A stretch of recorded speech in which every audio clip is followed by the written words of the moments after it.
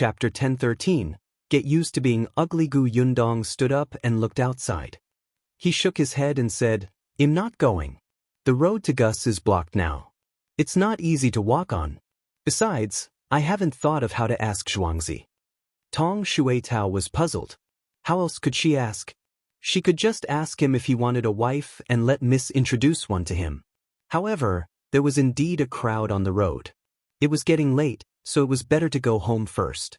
The small courtyard was also very lively. On the street where they lived, many people were discussing this matter. The Gu family knew that the cowpox vaccination method was Shao Qingyuan's idea, but they didn't say anything. For the past few days, other than Gu Yundong, the rest of the Gu family had been obediently staying in the small courtyard. A few days ago, Shao Qingyuan had just finished inoculating Miss Gu Yunka. She was much better now. The younger siblings in the family had not had smallpox yet. Since there was a preventive method, it would definitely be used on them immediately. However, Yunshu and Yuanji were in the county city, so they inoculated Kiki first. It was just that the young lady still had marks on her body. She felt that she was too ugly and refused to come out of her room. The first thing Gu Yundong saw when she came in was that she had covered her head with red gauze. She looked like a little bride. She smiled at once. The little girl heard the sound and immediately turned her head. "Sister, you're back? Where's Brother Shao? He won't be coming back today, but he told me that Miss Kiki's acne will be gone soon. Can you hold on for 2 more days?" "Okay." The young lady felt that she would get used to being ugly. As long as she didn't look in the mirror or the basin, she could still deceive herself. That night, Shao Qingyuan didn't return. He would probably have to stay in the government office for the next 2 days to train those doctors urgently. The entire prefectural city was just as they thought. The story of the cowpox vaccination method quickly spread in the 2nd, 3rd, and 4th tea houses. More and more people knew about this method to prevent smallpox. They learned about the great actions of the current emperor and the second prince. They also knew that there was a long queue outside the government office. The number of people registered had already lined up until a month later. Most people had the mentality of following the masses. Coupled with the fact that this was an official endorsement, the Imperial court would definitely not joke about such a matter of life and death. This cowpox vaccination method must be real. They had to take this opportunity to queue up. Not only did they record their names, but they also reported the names of the people close to them. The people of many villages outside the prefecture capital also heard the news and rushed over. There were even people from the nearby county cities who came to register. Seeing that there were more and more people, the prefecture magistrate began to get people to tell stories in the tea houses in the counties. However, the outcome was still slightly different. After all, it was impossible for the imperial physicians sent by the imperial court to go to every county city. Being able to stay in the prefectural city for 3 months was already the limit. Therefore, they changed the part where the imperial physician was staying in the prefectural city to that the doctors personally taught by the imperial physicians personally stayed in the county cities. The other 2 points, the limitation of numbers and the free consultation, were the same as in the prefecture capital. However, this was enough. Soon, there was a long queue outside the county office. Shao Qingyuan only returned to the small courtyard on the 3rd night. When he returned, it was already dark. Almost everyone in the Gu family had gone to rest. Only Gu Yundong was still sitting in the study reading the account book. If you find any errors, ads pop up, ads redirect, broken links, non-standard content, etc., please let us know reports so we can fix it as soon as possible. Chapter 1014. I'll pick a good day first. Gu Yundong knew that he would definitely come back today, so she specially waited for him. Hearing the commotion outside, she immediately came out. Shao Qingyuan looked very tired. Although he had already washed up and changed into clean clothes, he was still haggard.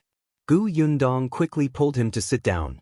She stood behind him and massaged his shoulders. "Are you tired?"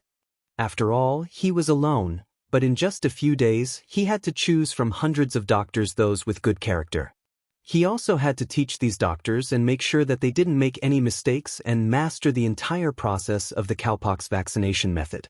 The workload was so huge that it was very tiring. Gu Yundong was very dissatisfied with the emperor. He could have sent an imperial physician over to her prefectural city, but he insisted on letting Shao Qingyuan organize this matter. He was too black-hearted. If she had known earlier, she wouldn't have spent so much time praising his achievements. Are you feeling better? Gu Yundong pinched his shoulder and said, I made chicken soup tonight. I left a bowl in the kitchen to keep it warm. I'll bring it over for you now. Have some and go to bed early. I'll drink it later. Shao Qingyuan pulled her in front of him. It was late at night, so his actions were indeed much bolder. He reached out and held her on his lap, burying his head in her neck. I'll just hug you. I haven't seen you for a few days. As he spoke, he could not help but tighten his grip. Well, start giving everyone vaccines tomorrow. We might be even busier later. Gu Yundong felt very comfortable in his arms. She leaned against him and whispered in his ear, It's okay. I'll visit you every day. Really? Yes, really. Shao Qingyuan immediately heaved a sigh of satisfaction. In 3 months, I will almost be able to let go. At that time, let's prepare for the wedding, okay? Okay. Gu Yundong raised her head slightly and looked at his slightly curled lips. She felt inexplicably happy. Then, shall I choose a date first? It was said that it was best to choose 3 good days for a wedding and then take them to the temple to calculate which was the most suitable through divination. Gu Yundong felt that it was time to prepare. Then, after her father finished the prefectural examination, she would show her father the 3 days. Shao Qingyuan's eyes lit up. Looking at her serious expression, his heart trembled and he kissed her fiercely. Gu Yundong almost lost her balance. She subconsciously grabbed his shoulders with both hands. Fortunately, his big hands were firmly tightening her from behind. After the kiss, Shao Qingyuan's voice was hoarse. Choose a closer time. Gu Yundong could not help but laugh. She pushed him. Got it? I'll bring you some chicken soup. With that, she stood up and left. When she passed by the main room, she suddenly heard Gu Dajiang sneeze heavily. Not only was Gu Yundong shocked, but Gu Dajiang himself was also shocked awake. He turned around in a daze and continued to sleep with his wife in his arms. However, he felt like he had missed something. The next day, the Xuanhe Prefecture office was filled with people early in the morning. Everyone was waiting for the door to open and for the vaccination to begin. Apart from excitement, the 200 people who registered on the first day also looked uneasy. They were also afraid. After all, they were the first batch of people. If they failed, the others would still have a chance to escape, but they could only wait for death. More than half of the 200 people regretted it. However, they had to come after registering their names and addresses. Otherwise, they would be arrested. Among them, one person was especially regretful. If you find any errors, ads pop up, ads redirect, broken links, non-standard content, etc., please let us know reports so we can fix it as soon as possible. Chapter 1015. Seeing Shao Qingyuan. This person was shopkeeper Pan. He happened to have nothing to do that day and was listening to stories in Fortune Tea House. When he heard from young Master Dai that he could register for vaccination, he rushed to the government office without a word. He was lucky enough to finally register in the last place. He almost lost his life. However, when he really came for the vaccination today, he felt uneasy again. He was afraid that he had made the wrong decision back then. Therefore, he could not help but retreat. However, at this moment, the door of the government office opened. 2 teams of bailiffs quickly ran out and asked the government office to open up a piece of land. Immediately after, Prefecture Magistrate Dai brought the private advisor and the others out. Looking at the noisy crowd outside, he immediately waved his hand and asked everyone to stop. Then he said, Quiet.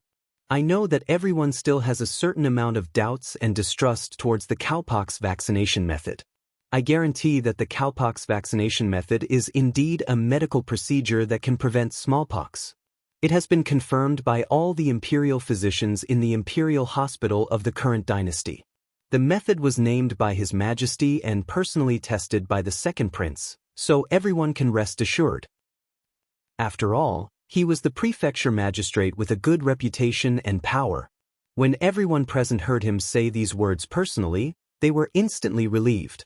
The prefecture magistrate continued, Moreover, the person who came to our Xuanhe Prefecture this time to guide the other doctors to learn the cowpox vaccination method is someone who has personally vaccinated the second prince. Wow, the audience was surprised, but soon became happy and excited. It was definitely not a problem if he had inoculated the second prince personally. If his medical skills were not good, the emperor would not be at ease with him personally doing it, right? The prefecture magistrate's words were like a calming pill for everyone. Seeing that the commoners looked relieved, Prefecture Magistrate Dai was satisfied. Now, please follow Constable Wang to the Million Gold Pavilion. You will be vaccinated there. The Million Gold Pavilion was a large courtyard not far from the government office. It was once a mansion under the name of an official, but it was emptied after his house was raided. Because people said that the feng shui of this courtyard was not good and the price was not low, no one had bought it until now, so it was still owned by the government. It just so happened that there would be at least 3 months of vaccination time, and there were many commoners. It would definitely not be convenient for them to do it in the government office. After thinking about it, Prefecture Magistrate Dai got someone to clean up this Million Gold Pavilion and settle them here. As soon as he finished speaking, the private advisor had already begun to call out names. Then, Constable Wang led these people to the Million Gold Pavilion.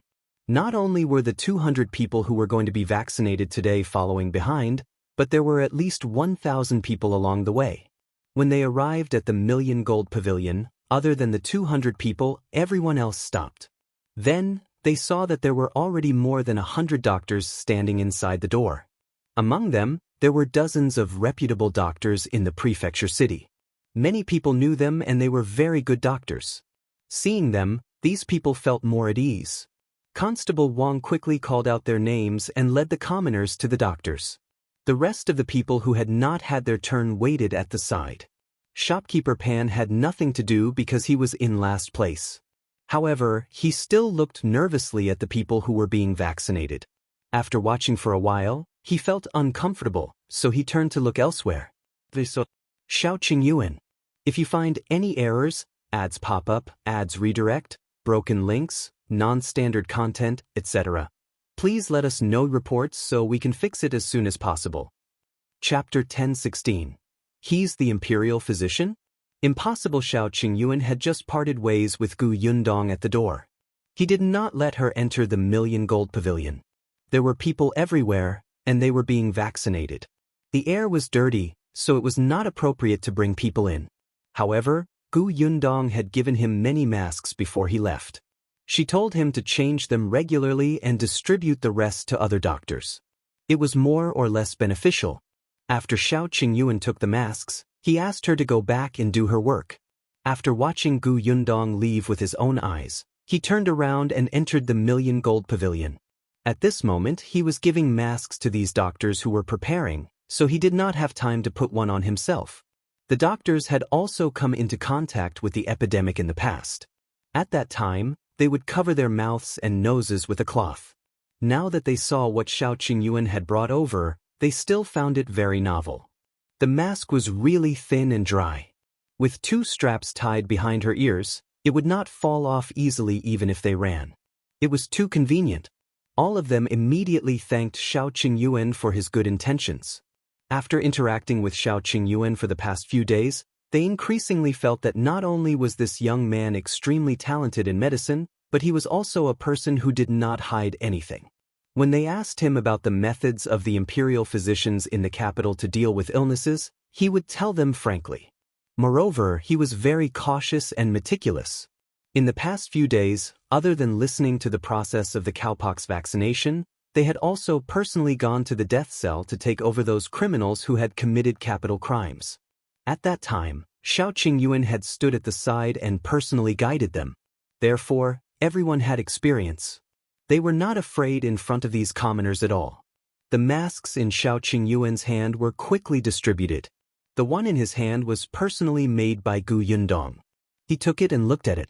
A second before he put it on, Shopkeeper Pan happened to look over and saw him. Shopkeeper Pan was stunned. He was too familiar with Shao Qingyuan. Not only had this person caused him to lose face, but he had also suffered a prison sentence. Now that his life was getting worse, even if he turned to dust, Shopkeeper Pan would still be able to recognize him. But how did this person appear here? Looking at his face, he had the same thing as the other doctors. Could he be a doctor too? But how was that possible? Shopkeeper Pan was puzzled, but he had learned from his mistakes. Instead of rushing forward, he carefully observed. Then, he realized that Shao Qingyuan did not personally inoculate people. However, he shuttled between the doctors and guided them in the inoculation method. He looked like, right, it was as if he was the boss. It was as if he was the imperial physician from the capital who had specially come to the prefectural city to teach these doctors the vaccination method. How was this possible? He was just a brat from the countryside. How could he have such ability? Shopkeeper Pan's heart was filled with anger and excitement. He had to expose him. However, to be on the safe side, Shopkeeper Pan suppressed his impulse and quietly walked to the side of an old doctor who seemed to have a good temper. He pretended to be curious and asked, "Doctor, who is that young master? Is he also a doctor here? Why don't I see him helping others with vaccination?" The doctor happened to be idle. When he heard this, he looked in the direction of Shopkeeper Pan's finger and immediately smiled. "Oh, you mean young Master Shao? He's the imperial physician from the capital. He has to supervise everything. It's naturally not appropriate for him to do it himself." An imperial physician from the capital? How is that possible?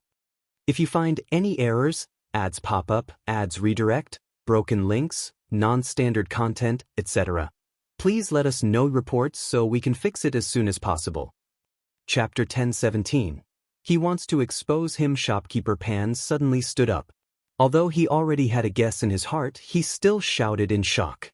His voice was a little loud and instantly attracted everyone's attention in the hall. The doctor who had just answered his question was immediately displeased. "What are you shouting about? Why can't young Master Shao be an imperial physician from the capital?" But he, Shopkeeper Pan pointed at Shao Qingyuan, but his mind was racing. He knew that Shao Qingyuan was from Fengkai County. He also knew that the guy was a poor kid from the countryside. For dozens of copper coins a day, the guy worked in his shop and let him order him around. The guy didn't even have decent clothes on him. He ate dry steamed buns and didn't have any relatives. How could someone like him be an imperial physician from the capital? This was a liar. This was clearly a liar. Yes, this person must have even hidden it from the prefecture magistrate. He was going to kill the entire Xuanhe prefecture. Shopkeeper Pan was excited. He had finally found an opportunity to take revenge. Therefore, when some bailiffs thought that he was here to cause trouble and wanted to throw him out, he immediately shouted, "Let go of me. Let me tell you, he's not an imperial physician from the capital. He's a liar. Really, I've seen him before. He's just a penniless and ruthless poor boy. How can he be an imperial physician who saves the world?" Everyone present was stunned. Even the bailiffs stopped moving. Shao Qingyuan looked at Shopkeeper Pan with a trace of confusion in his eyes. Curious. Who is this person? Do I know him? Have I seen him? Shopkeeper Pan was even angrier when he saw his expression. Great, he still pretended not to know him. Although almost 2 years had passed, she had humiliated and bullied him back then. How could this brat not remember him? Shopkeeper Pan broke free from the constable's hand and suddenly ran in front of him. He sneered and said, "Don't pretend. Let me tell you, I definitely won't let you do anything to harm the commoners of our Xuanhe prefecture." He spoke especially righteously. If he exposed Shao Qingyuan's true colors in front of everyone, the prefecture magistrate would definitely look at him in a different light. All the citizens of the Xuanhe prefecture would be grateful that he had saved their lives. At that time, everything he had lost in the past would come back. Just thinking about it made Shopkeeper Pan tremble with excitement. He asked Shao Qingyuan loudly, "Let me ask you, are you from Fengkai County? Is your name Shao Qingyuan?" "Yes, so what?" Shao Qingyuan narrowed his eyes slightly.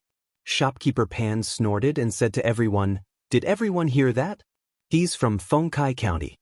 He's not an imperial physician from the capital at all. He's a liar who came to harm everyone."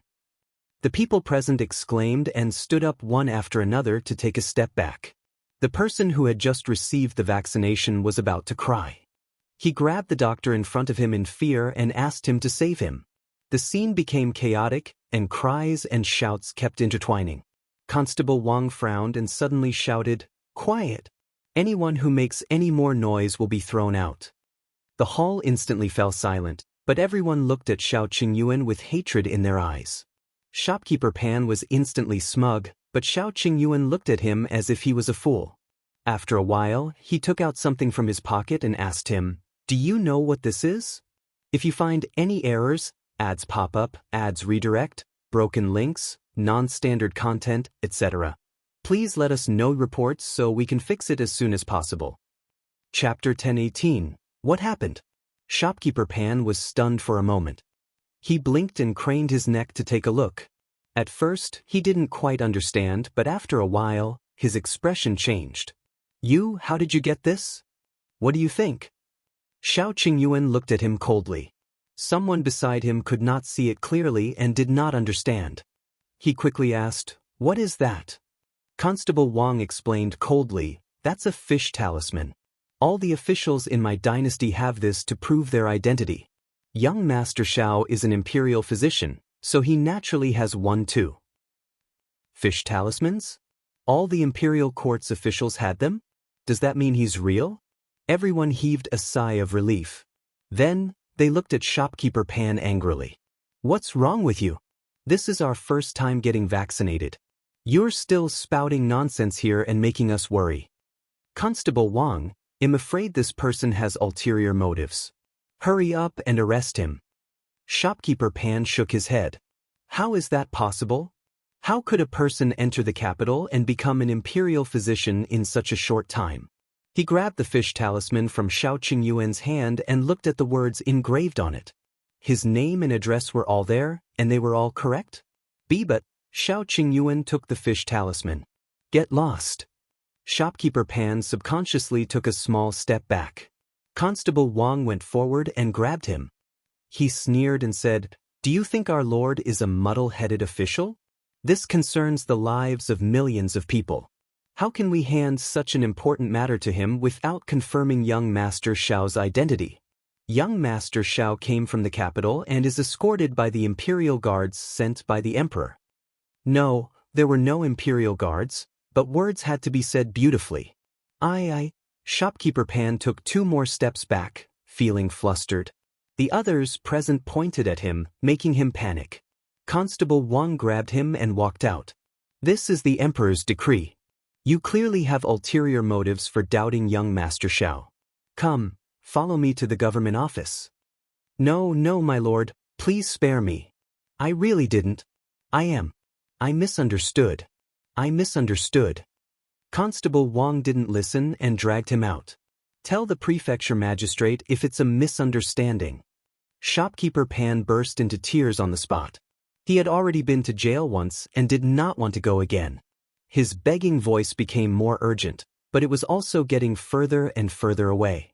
After the voices could no longer be heard, Shao Qingyuan said to everyone, "It's all right. Continue." Everyone present now firmly believed in Shao Qingyuan. He was a true imperial physician who could take out fish talismans and could be trusted. Shao Qingyuan pinched the fish talisman in his hand and narrowed his eyes. This fish talisman was given to him by the Emperor. Since he had to take on the mission of Xuanhe Prefecture's cowpox vaccination, he had to be given some necessary things to avoid many troubles. It seemed that the Emperor's consideration was right. This fish talisman had really saved him from trouble. He walked around the hall and saw that the doctors were familiar with it. After seeing that there were no problems, he quickly left the million-gold pavilion silently from the back door. There was a carriage parked outside the back door. There were guards on both sides. When they saw Shao Qingyuan, no one stopped him. They let him walk to the carriage and jumped up. 2 people were sitting in the carriage and talking softly. When they heard the commotion, they immediately turned to look at him. "What's going on with Shopkeeper Pan? If you find any errors, ads pop up, ads redirect, broken links, non-standard content, etc., please let us know reports so we can fix it as soon as possible." Chapter 10:19. Found money? The person who spoke was Qin Wenjing, who should have stayed in the county city. Shao Qingyuan frowned and said, It should be someone who knew me in the past. I don't remember him. The prefecture magistrate waved his hand. I've already sent someone to investigate. Do you think he's the person who will sabotage the cowpox vaccination? It doesn't seem like it. Qin Wenjing lowered his eyes and pondered. If someone really wanted to cause trouble during this vaccination, they shouldn't have found such a person. He looks a little like a fool. Shao Qingyuan agreed with this. It's not him, but after shopkeeper Pan's commotion, I realized that someone's behavior is very strange. Who is it? Qin Wenjing asked anxiously. The vaccination this time was too big. It was very likely that someone would make a big fuss, especially in the Xuanhe Prefecture and Fengkai County. Qin Wenjing had stayed in Fengkai County for a few years with the Emperor's secret mission. It could be seen that Fengkai County was hiding a huge secret. Unfortunately, although they had already found out about the Tao father and son, the Tao father and son were not important figures. Qin Wenjing had to find out all the ferocious beasts hidden in the county prefectural city. Therefore, this time, other than asking Shao Qingyuan to tell Qin Wenjing about the cowpox vaccination mission, the Emperor also gave him a secret decree to pay attention to the person who secretly attacked him. Even though Shao Qingyuan and Gu Yundong did not want to participate in these things, but ever since Gu Yundong handed the cowpox vaccination method to Qin Wenjing, many things were no longer under their control. Could Shao Qingyuan refuse to help the Emperor? Therefore, even though Gu Yundong and Shao Qingyuan did not want to be involved in these matters, they had no choice. The only thing they could do now was to resolve the matter as soon as possible so that they could live their lives comfortably. There was a short man who was about 20 years old. He was very strange, Shao Qingyuan said. At that time, shopkeeper Pan bumped into him. He seemed to be holding something in his hand, but after he was hit, he immediately hid it in his sleeve. Qin Wenjing and Prefecture Magistrate Dai looked at each other. In that case, do we have to thank shopkeeper Pan? Shao Qingyuan, do whatever you want. He alighted from the carriage. Next was Qin Wenjing and the Prefecture Magistrate's business. The short man probably did not know that he had been exposed, so as long as Qin Wenjing sent someone to follow him, he would probably gain something. He returned to the Million Gold Pavilion and looked at the busy crowd. He sighed. He missed Yundong. At that moment, Gu Yundong had already arrived at Gus. From the moment he got off the carriage, he saw the happy and busy Zhuangzi. He looked so excited that he did not even notice that Gu Yundong had come in. It was only when Su Changshan called boss that he quickly turned around.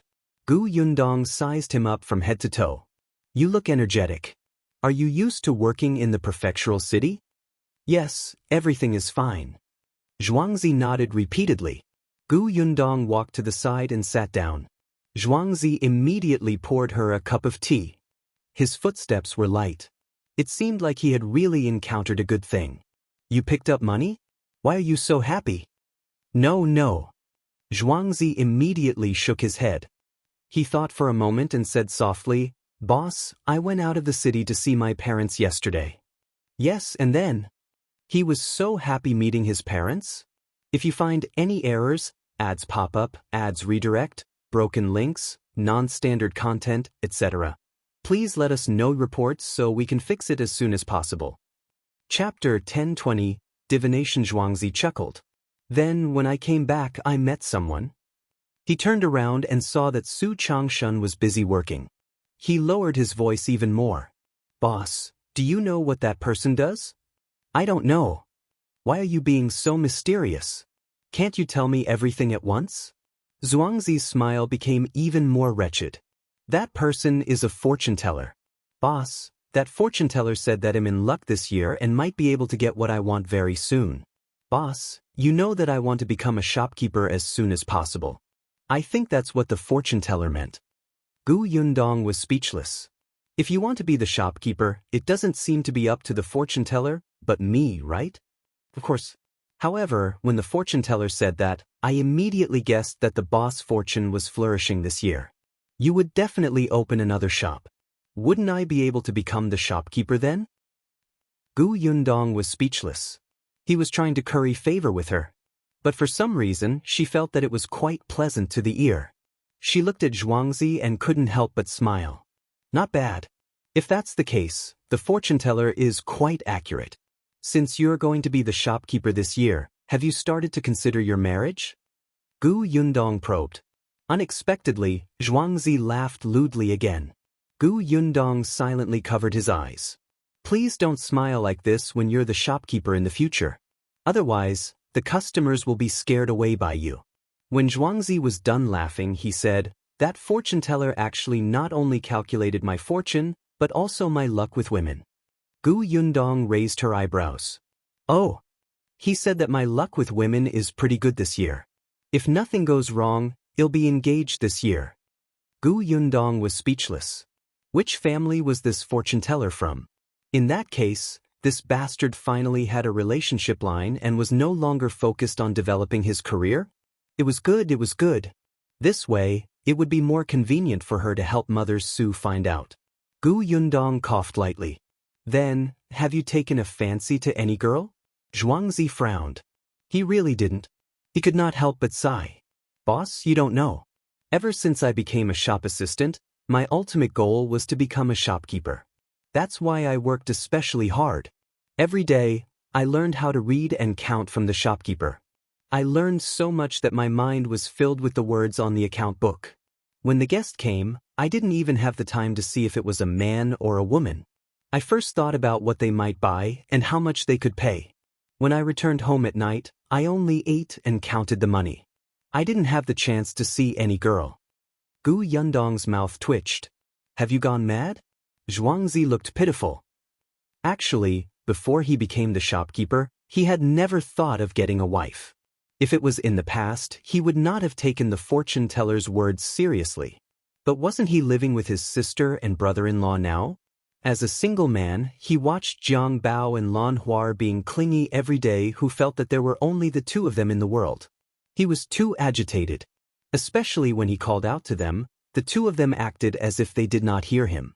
Zhuangzi was so angry that he was unwilling to go home several times and lived in the backyard of this shop. Therefore, he felt that he had to start thinking about marriage. Gu Yundong could not help but roll her eyes. If you find any errors, ads pop up, ads redirect, broken links, non-standard content, etc., please let us know reports so we can fix it as soon as possible. Chapter 1021. I'll secretly show him. Zhuangzi chuckled again. Boss, you know a lot of people. Let me see if there's a girl suitable for me. Let me think. Gu Yundong frowned and seemed to ponder carefully for a while. After a while, he suddenly looked up. There really is a very good girl. Zhuangzi's eyes lit up. He automatically sat down on the chair beside her and eagerly handed her a cup of tea. Really? Which girl? Boss, tell me quickly. This was Gu Yundong's first time trying to matchmake someone.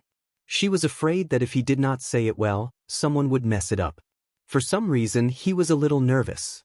You've seen Su Changshan's sister, right? Zhuangzi blinked, then blinked again, looking confused. He has a sister? He had only seen Changshan's mother. About the sister. He vaguely heard Changshan mention that he had a younger sister in his family. However, he had never seen her before. After hearing it, he quickly threw it to the back of his mind. After all, he was a man. It was not appropriate for him to ask about girls. Gu Yundong, you've worked with him for so long, Lan Huar has worked with Su Qing for so long, and you've even been to the Su family twice. You actually don't know that Su Changshan has a sister? Gu Yundong was stunned. What was in your mind every day? Was there only money and the goal of becoming a shopkeeper? Zhuangzi was smart and immediately reacted. He immediately asked excitedly, the girl the boss wants to introduce to me is Changshan's sister? Yes. Gu Yundong glanced at him from the corner of her eye and said speechlessly, his sister's name is Su Qing. She's now working as a female employee at New Tea Pavilion. It can be considered that she has something in common with you. Of course.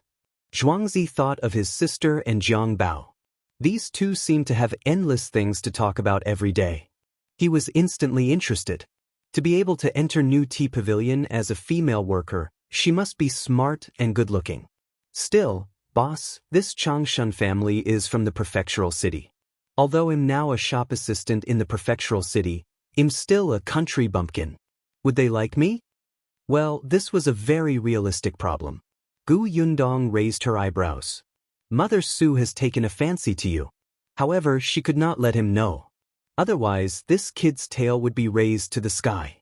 She touched her chin and said, "The Su family doesn't seem to care about these things, but there's something I have to tell you clearly." Zhuangzi saw that her expression instantly turned serious and hurriedly sat upright. "Boss, tell me. You know that Su Changshan was accused of stealing, right?" "I know." Speaking of this, Zhuangzi was still a little angry. Changshan is too honest. If it were me, I would rush over and tear down their door. If you accuse me of stealing, I'll steal something for you to see. Gu Yundong covered his face. All right. You're amazing. She continued. Su Qing was once engaged, but that family cancelled the engagement because Su Changshan was a stealer. They were afraid of implicating their reputation. Do you mind? Zhuangzi didn't even think about it. Why would I mind? It's clearly the other party's fault. Sister Su is lucky that she didn't marry into such a family. Otherwise, her life would be ruined. Gu Yundong nodded in satisfaction. Although this kid was a little wretched, he was not a pedantic person. She raised her head and looked behind Zhuangzi. Did you hear that? If you find any errors, ads pop up, ads redirect, broken links, non-standard content, etc., please let us know reports so we can fix it as soon as possible. Chapter 1022. You don't have to be so flattery. Zhuangzi was stunned. He suddenly turned around and saw Su Changshan standing behind him. Zhuangzi suddenly felt a little awkward. It didn't seem right to discuss his sister behind his back. But at this moment, Su Changshan also looked embarrassed. He didn't eavesdrop on purpose. When he suddenly heard his sister's name, he was a little concerned.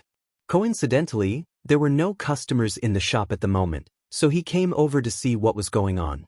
Unexpectedly, just as he stood at the back, he heard Zhuangzi's words. For a moment, Su Changshan felt very complicated. However, she quickly realized that the boss was going to introduce Zhuangzi to his sister. He suddenly looked up at Gu Yundong. "Boss, my sister, Su Qing has a good personality and is diligent. Zhuangzi is also smart and protective of his family. You've been with him for some time. What do you think?" Su Changshan felt that Zhuangzi was very loyal and had a good character. He was worth entrusting life to. In that case, it seemed like it was not a bad idea for his sister to marry him. Seeing that Su Changshan didn't say anything after thinking for a long time, Zhuangzi was a little anxious. He immediately put his arm around Su Changshan's shoulder and said, "Don't worry. I'm not good at anything else except being protective. Your sister will definitely not regret marrying me." Gu Yundong held her forehead. "Wait a minute. Don't be hasty. It's not up to the two of you to decide on this matter. I think that at the very least, you have to meet Su Qing and both of you think that the other party is not bad. Only then can you sit down and talk about this marriage, right?" Su Qing still didn't know about this. It was useless for them to say anything. Zhuangzi hurriedly nodded. Yes. Boss, let's go over now." "Now?" The corners of Gu Yundong's mouth twitched. She glanced at him. "Are you going to look at her dressed like this?" Zhuangzi looked down. He was wearing the uniform of the shop. He had just moved the goods, and his clothes were still a little dirty. It did not seem appropriate. If he went to see her like this, she might think that he was a sloppy person who did not like cleanliness. "Then, you'll get Lan Hua to make me a new set of clothes later.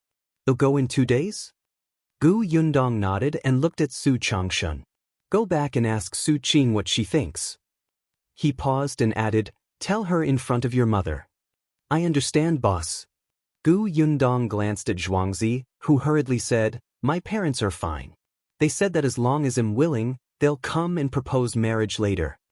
Gu Yundong did not say anything else. They agreed to meet the shop. At that time, Su Qing could take the opportunity to visit Su Changshan and talk to Zhuangzi. If both parties were satisfied, Gu Yundong would not have anything to do after that.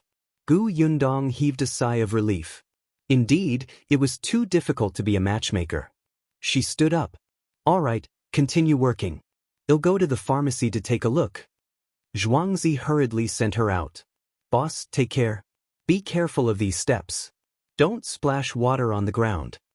Gu Yundong was speechless. She shook her body violently. Did he have to be so obsequious? Tong Shuetao could not take it anymore. She quickened her pace and followed Gu Yundong. The pharmacy was not far away. The two of them turned 2 alleys and arrived. As soon as she entered, Jiang Bao happened to be standing behind the counter, pounding the medicine carefully. As for Ah Zhu, he was tidying up the medicine cabinet. If you find any errors, ads pop up, ads redirect, broken links, non-standard content, etc., please let us know reports so we can fix it as soon as possible. Chapter 1023. Name change. The two of them stopped when they saw Gu Yundong enter. Miss, why are you here? Gu Yundong was about to speak when she saw Ah Go and Ah Shu walk out of the backyard. Ah Mao was not around and was at the Million Gold Pavilion with Shao Qingyuan. Dr. Xiong wasn't around either. A medical fanatic like him was naturally the most passionate about learning cowpox vaccination.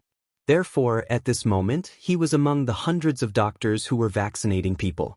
However, when he was not around, the business of the pharmacy was exceptionally good. It was probably because the vaccination was about to take place in the entire city. There were still some people who were not at ease and secretly came to the medicine shop to buy medicine.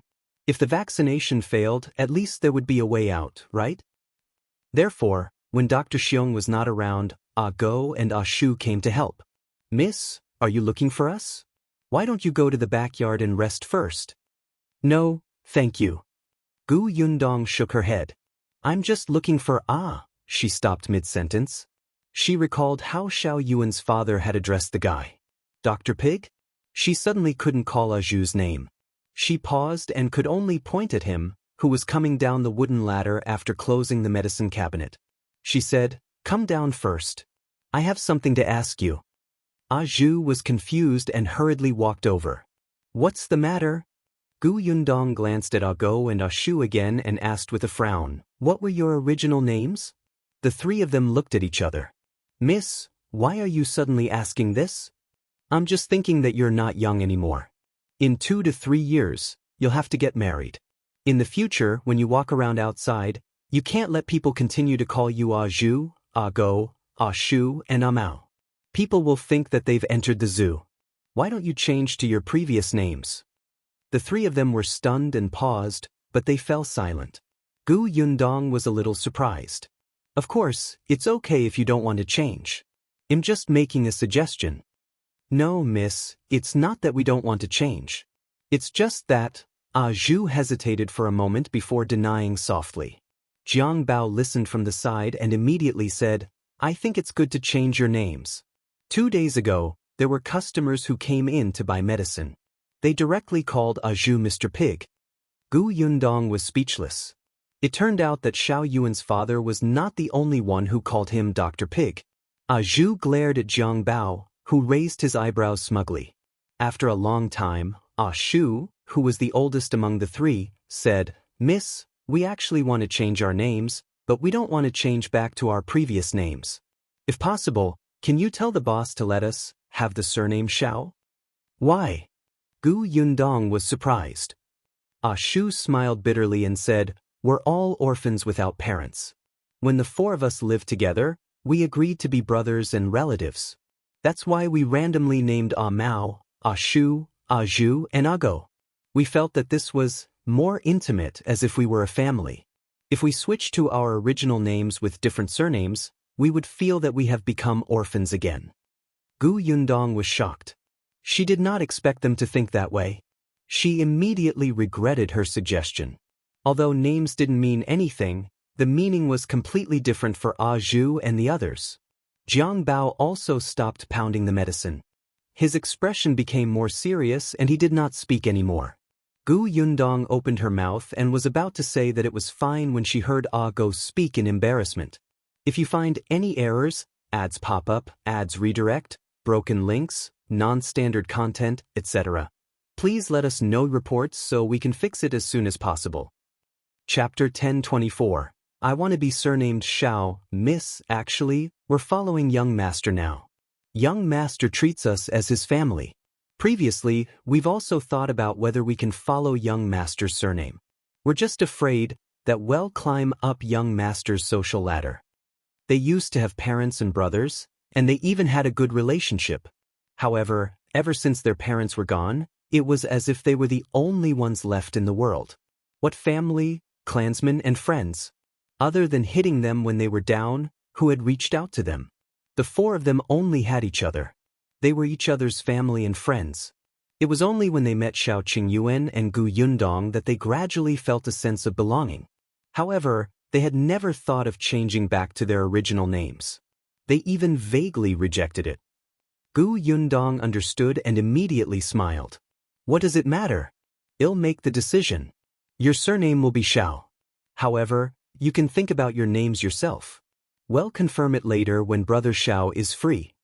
The three of them were instantly happy. There was a hint of excitement on their faces. Really? Yes. Gu Yundong nodded heavily. Actually, before Shao Qingyuan met her, wasn't he also alone? This was quite good. Jiang Bao was also happy for them. Seeing that the atmosphere was good, he immediately waved his hand and said, I'm here to give you names. Let me tell you, my name was changed by myself when I was 10 years old. It sounds good, right? The three of them were speechless. No, they refused. Seeing that the matter was settled, Gu Yundong began to talk about serious matters. I came here today to look for Ah Zhu. I want him to go to Xingtao Street to help Shao Yuan and the others get vaccinated first. Ah Zhu was immediately interested. Sure, no problem. I'm better at vaccinating than those doctors from the Million Gold Pavilion today. I'll go now. After saying that, he turned around and ran into the house to get his first aid kit. Gu Yundong was afraid that Shao Yuan's family was not familiar with them, so he asked Tong Shuitao to accompany them. She went back to the small courtyard first. 2 days later, Zhuangzi went to the shop in a neat set of new clothes. At noon, Su Qing came to deliver food to Su Changshan before the two of them met. Gu Yundong did not know what exactly they had talked about, but the next day, Zhuangzi ran to his parents and went to the Su family to propose marriage. Gu Yundong was invited as a witness. Zhuangzi and Su Qing's marriage was decided in just a few days. The cowpox vaccination in the Million Gold Pavilion was also in full swing. The news of shopkeeper Pan's commotion that day still spread. Many people knew that the Imperial physician sent by the capital was from Fengkai County. However, they were not sure if it was true or not. At this moment, a new title was hung outside the door of Fortune Tea House. Everyone pointed at the title and discussed animatedly. Some people couldn't wait to ask the boss for an answer. The news of cowpox vaccination had already spread throughout the prefectural city. Almost everyone knew about it. Therefore, there were twice as many customers in Fortune Tea House as last time. Shao Qingyuan hadn't returned for a few days. The Million Gold Pavilion had a place for him to stay in. Those who had finished receiving the vaccination couldn't leave for the time being. They had to stay in the Million Gold Pavilion for a few days. As an attending physician, Shao Qingyuan naturally had to deal with unexpected situations at any time. Fortunately, Shao Qingyuan had seen the traces of the person who wanted to cause trouble that day. Now that Qin Wenjing had found out, the subsequent vaccinations were very peaceful. However, on this day, 7 or 8 people suddenly came to look for Gu Yundong outside the city. If you find any errors, ads pop up, ads redirect, broken links, non-standard content, etc., please let us know reports so we can fix it as soon as possible. Chapter 1025. Various versions of rumors. Just as the Gu family was about to eat dinner, there was a knock on the door of the small courtyard. Lu Xing was busy. Gu Dafeng went to open the door and was stunned when she saw the people outside. Why are you here? When Gu Yundong heard the sound, she quickly got up and walked out. She was also surprised to see the person at the door. Uncle Chen? It was the village chief of Yongfu village, Liang. Behind him were the other villagers. There were men and women. Including Liang, there were a total of 8 people. Coupled with Chen Jinbao, who had brought them here, the front of the courtyard was filled with people. The group of people looked travel-worn. Gu Yundong quickly stepped aside. Have you just arrived at the prefectural city? Come in first. We can talk later. Liang wiped his face. All right, sorry to disturb you. Gu Yundong led the group into the central room. Gu Dajiang also came out and poured them sugar water. The group of people took a big sip. Their entire bodies were warm before they slowly exhaled. After catching his breath, Chen Liang said, "Brother Gu Yundong, we didn't mean to disturb you at this time. There are really some things that we're very anxious about and we want to clarify." Gu Yundong and Gu Dajiang looked at each other. "Just ask. We heard that the capital has already found a way to resolve the smallpox. Now, the Imperial physician is doing vaccination for everyone in the prefectural city. What kind of vaccination is that? Also, the Imperial physician isn't going to the county city, right?" Gu Yundong was stunned. She did not expect them to ask about this. Before she could answer, another villager beside her asked impatiently, "That's right, Yundong. The Imperial physician only treats people in the prefectural city and doesn't care about the county city? Wouldn't our village have even less chances?" Now, the entire Fengkai County knows about this. They said that the vaccination will end in 3 months. That won't do. If they don't care about us in 3 months, won't we only be waiting for death? Why won't they vaccinate us? We heard that we have to go to the government office to register first, but we've asked. The number of people registered in the government office has long exceeded 3 months. We don't have a share at all. As soon as Chen Liang spoke, the people behind started talking at once. Among the people who came this time, other than Chen Liang, there was also the 6th grandfather's grandson, as well as those who had a good reputation in the village and could speak. The few women were also smart and capable. It seemed that everyone attached great importance to this vaccination. However, as the news spread, there were all kinds of versions. Clearly, everyone only knew a little. There was nothing they could do about it. Although the storyteller in the county city had explained the matter clearly, not everyone would go to the tea houses to listen. This caused everyone to hear different parts of the story. Still, Gu Yundong could not help but look at Chen Jinbao. Chen Jinbao was going back and forth between the prefectural city and Yongfu village to deliver goods. He should know about the prefectural city. Why did he not explain it clearly? Chen Jinbao touched his nose and laughed dryly. He didn't know how to explain. On the other hand, Chen Liang glared at him and said to Gu Yundong, "We thought that this kid had stayed in the prefectural city for a long time and should know clearly, but we didn't expect him to know nothing. Or maybe he's simply muddle-headed and is becoming more and more unclear. I was afraid that he would delay the matter, so I went to the prefectural city to ask around." However, he was unfamiliar with the prefectural city. When he arrived, he subconsciously came to look for the Gu family. If you find any errors, ads pop up, ads redirect, broken links, non-standard content, etc., please let us know reports so we can fix it as soon as possible. Chapter 1026.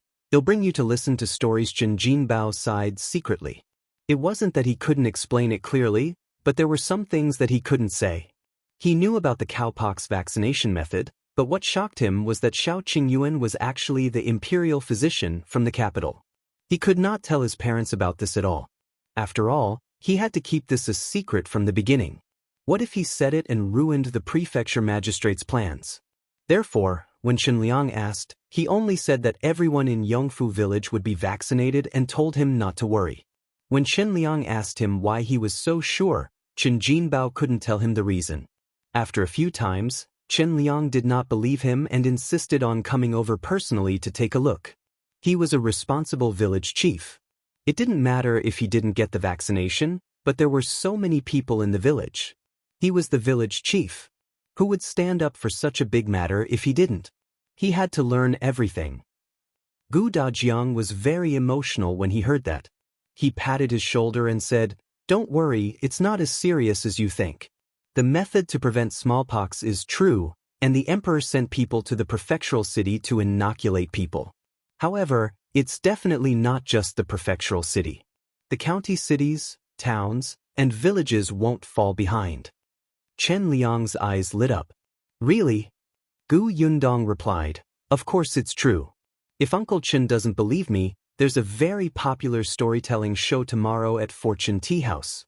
I've reserved a table. It'll bring you to listen to it then. How about that?" Chen Liang was stunned and quickly shook his head. How can I have the mood to listen to other people's stories at a time like this? The others present were interested. The storytelling shows in the prefectural city were very exciting. It was rare for them to come, so they had to take a look and listen.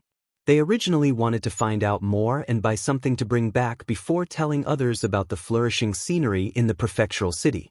However, after hearing Chen Liang's words, they could only lower their heads in disappointment and not express their opinions.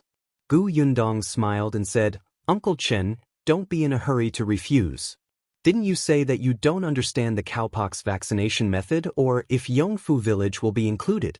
Go and listen tomorrow and you'll understand everything." Is that so?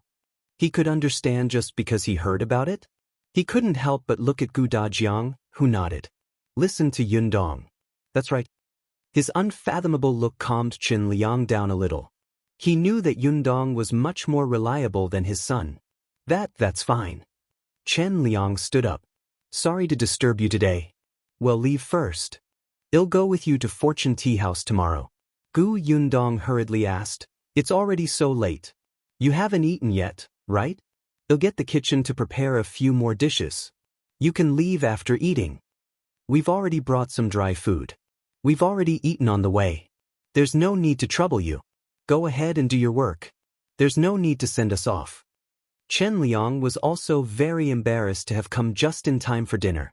However, he had no choice. He was not the only one who could not wait. The others were the same, especially when they passed by the government office. They realized that there were many people waiting outside in the middle of the night.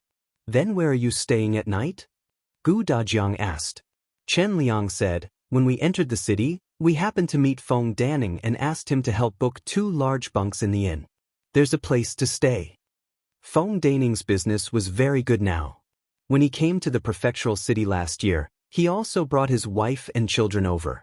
Now that he had rented a small courtyard in the prefectural city, his days were getting better. If you find any errors, ads pop up, ads redirect, broken links, non-standard content, etc., please let us know reports so we can fix it as soon as possible. Chapter 1027. Villagers, however, just as they finished speaking, there was a knock on the courtyard door. Feng Danning, who had just been mentioned, walked in with an ashamed expression and said to Chen Liang, Village Chief, I'm sorry. Chen Liang was stunned. What's wrong? The large bunks are all gone. He asked many inns, but they all said that there were no more rooms. Not only were there no more large bunks, but there were also no more upper rooms or ordinary rooms. Chen Liang was surprised. There's no room in such a huge prefectural city? This was not the time of famine. Why? Gu Yundong had thought of it just now, but before she could say anything, Feng Danning returned.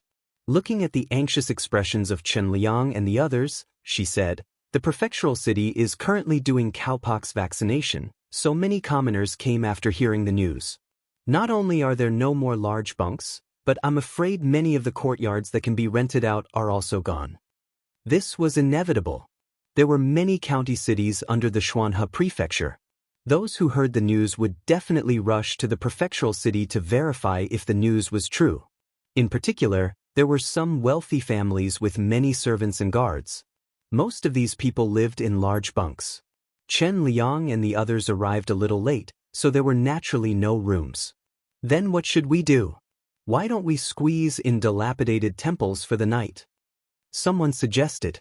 There were also people who glanced at the Gu family's small courtyard, but they were soon disappointed. This place was too small, and there were so many people in the Gu family. It was better not to think about it. They were all from Yongfu village and had a good relationship with the Gu family. Gu Yundong would definitely not let them stay in a dilapidated temple. That would be too demeaning. Uncle Chen, Brother Shao and I have a courtyard at the back of our shops. There are still a few empty rooms now. If you don't mind, you can squeeze in first. There were originally 3 rooms in the backyard of Gus. Jing Gang was the shopkeeper and stayed in one. He had also prepared a room for Zhuangzi previously, but he, Jiang Bao, and the others rented a small courtyard outside. They only stayed for the night occasionally when they were on duty, so there were only simple bedding. The other one was prepared for Qingyuan Bao and the others. It was relatively large. The backyard of Shao Qingyuan's pharmacy was bigger. Now, Ah Zhu and the others were living there. There were also 2 empty rooms. There were 4 rooms, so there was no problem with 9 people living there. Chen Liang still felt a little apologetic. Isn't this too troublesome? We're from the same village. We should help each other. Uncle Chen, you've helped me a lot in the past. These are all small matters. The matter was settled. Qin Jinbao knew the location of the shop and Gu Yundong let him bring it over. This was the first time they had seen Gu Yundong's shop in the prefectural city. They looked at Gus, which was much bigger than the county city shop, and their eyes flashed with surprise. In the end, it was decided that the 3 women would stay in the empty room at Gus. The 3 of them would share a room. Chen Jinbao and Chen Liang stayed in the room that Zhuangzi occasionally stayed in. The remaining 4 men took a few more steps to Shao Qingyuan's medicine shop. This way it was quite spacious. At least, it was much more comfortable than large bunks in the inn. Chen Liang was still a little emotional. When the Gu family's girl first brought her mother and younger siblings to Yongfu village, I thought that their family would probably have a difficult time without an adult man. I didn't expect that their family would have the best life in the entire village. If you find any errors, ads pop up, ads redirect, broken links, non-standard content, etc., please let us know reports so we can fix it as soon as possible. Chapter 1028. Bringing them for storytelling. Chen Jinbao was a little proud. After all, Gu Yundong was his boss now, right? It's not just her family. Ever since she came, how many people in Yongfu village have been living a good life?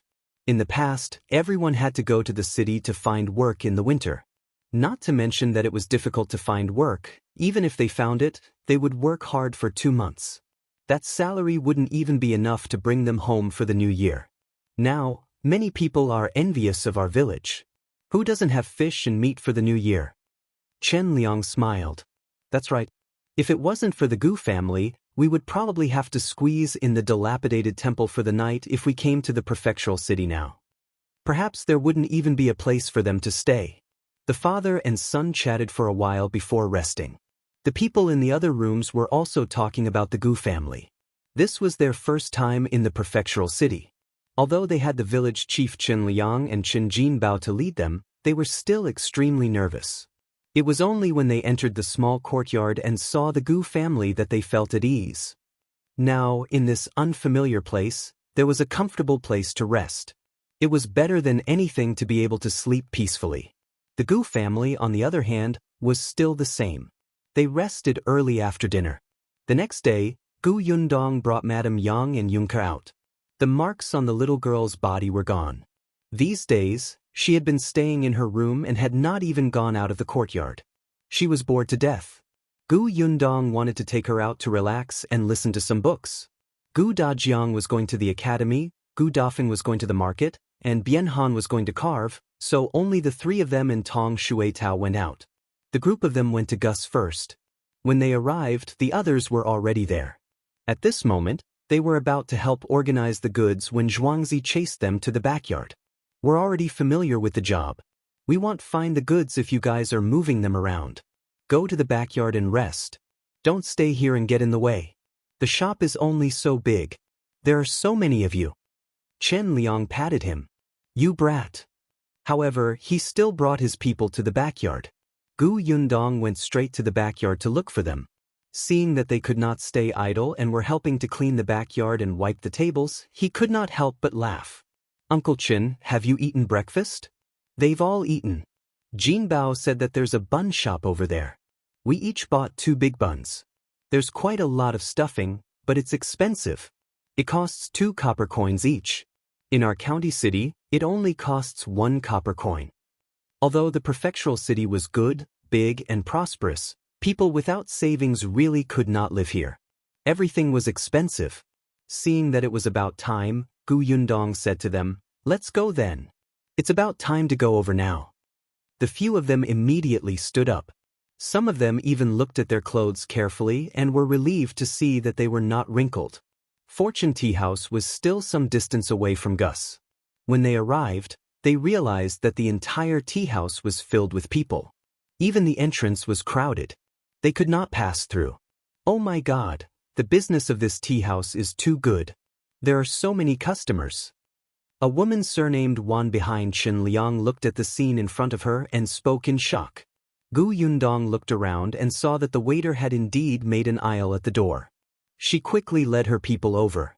The waiter recognized her. "Miss Gu, you're here? Please come in." Yundong had booked a private room early and led her men inside. The people outside the door looked at them enviously. If you find any errors, ads pop up, ads redirect, broken links, non-standard content, etc., please let us know reports so we can fix it as soon as possible. Chapter 1029. It's actually someone from our Xuanhe Prefecture. There were still many people in the tea house. They only heaved a sigh of relief when they reached the private room on the second floor.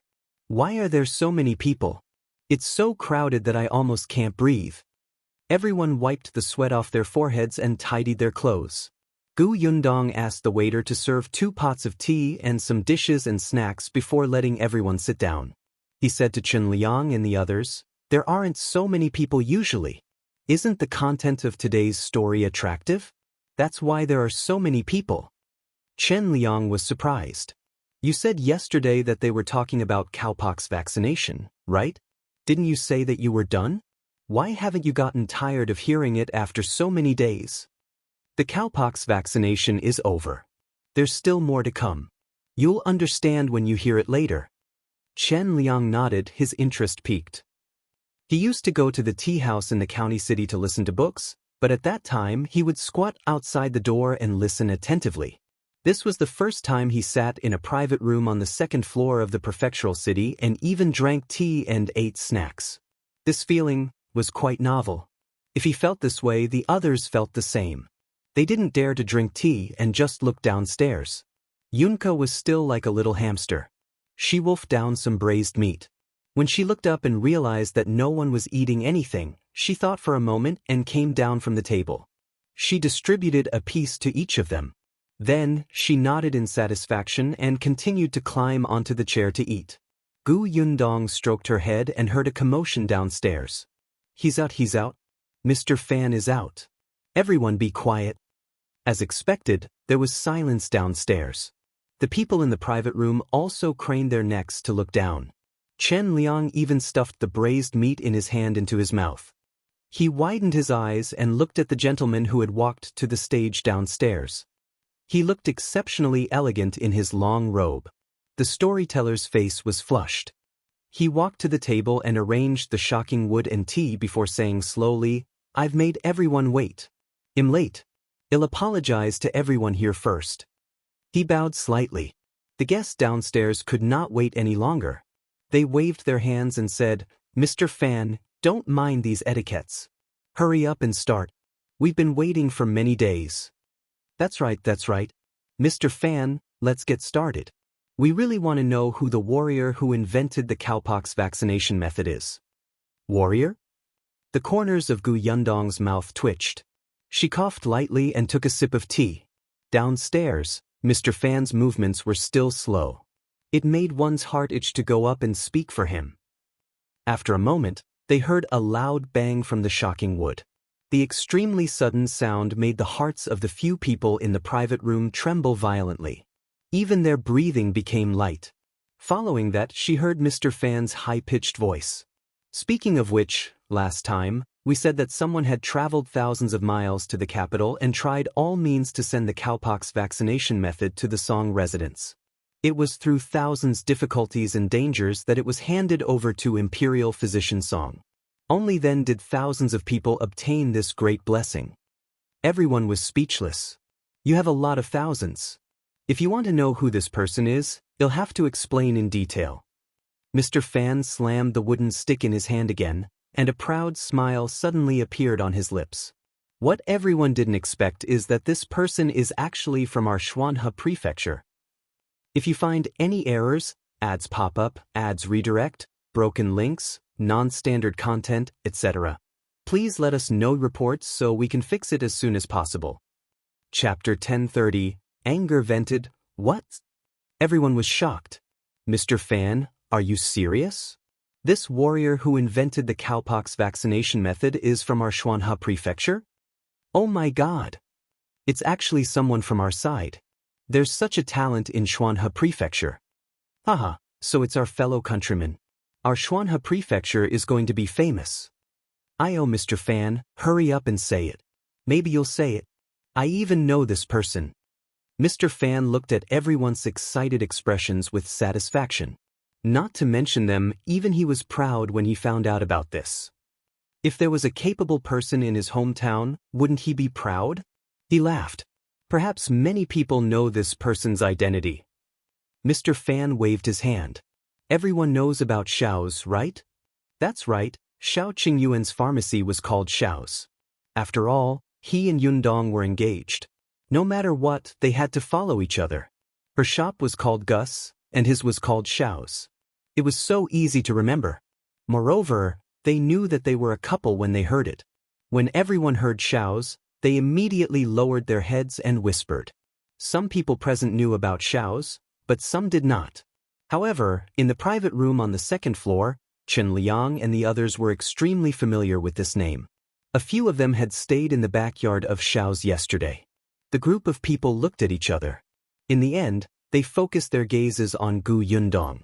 The latter pursed her lips. Continue listening? Downstairs, Mr. Fan's voice continued. This Shao's was opened from Fengkai County to our Xuanhe Prefecture. The owner of the pharmacy, Shao Qingyuan, is a handsome and extremely smart person.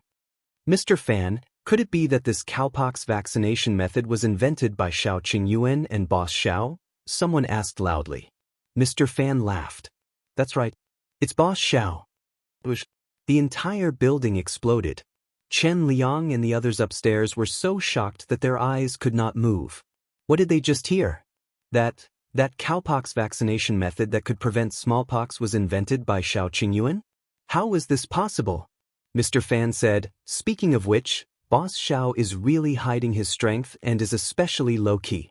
It's said that he has been interested in studying medicine since he was young. His medical talent is astonishing. Others have to memorize a medical prescription 30 to 50 times, but he memorized it after looking at it once.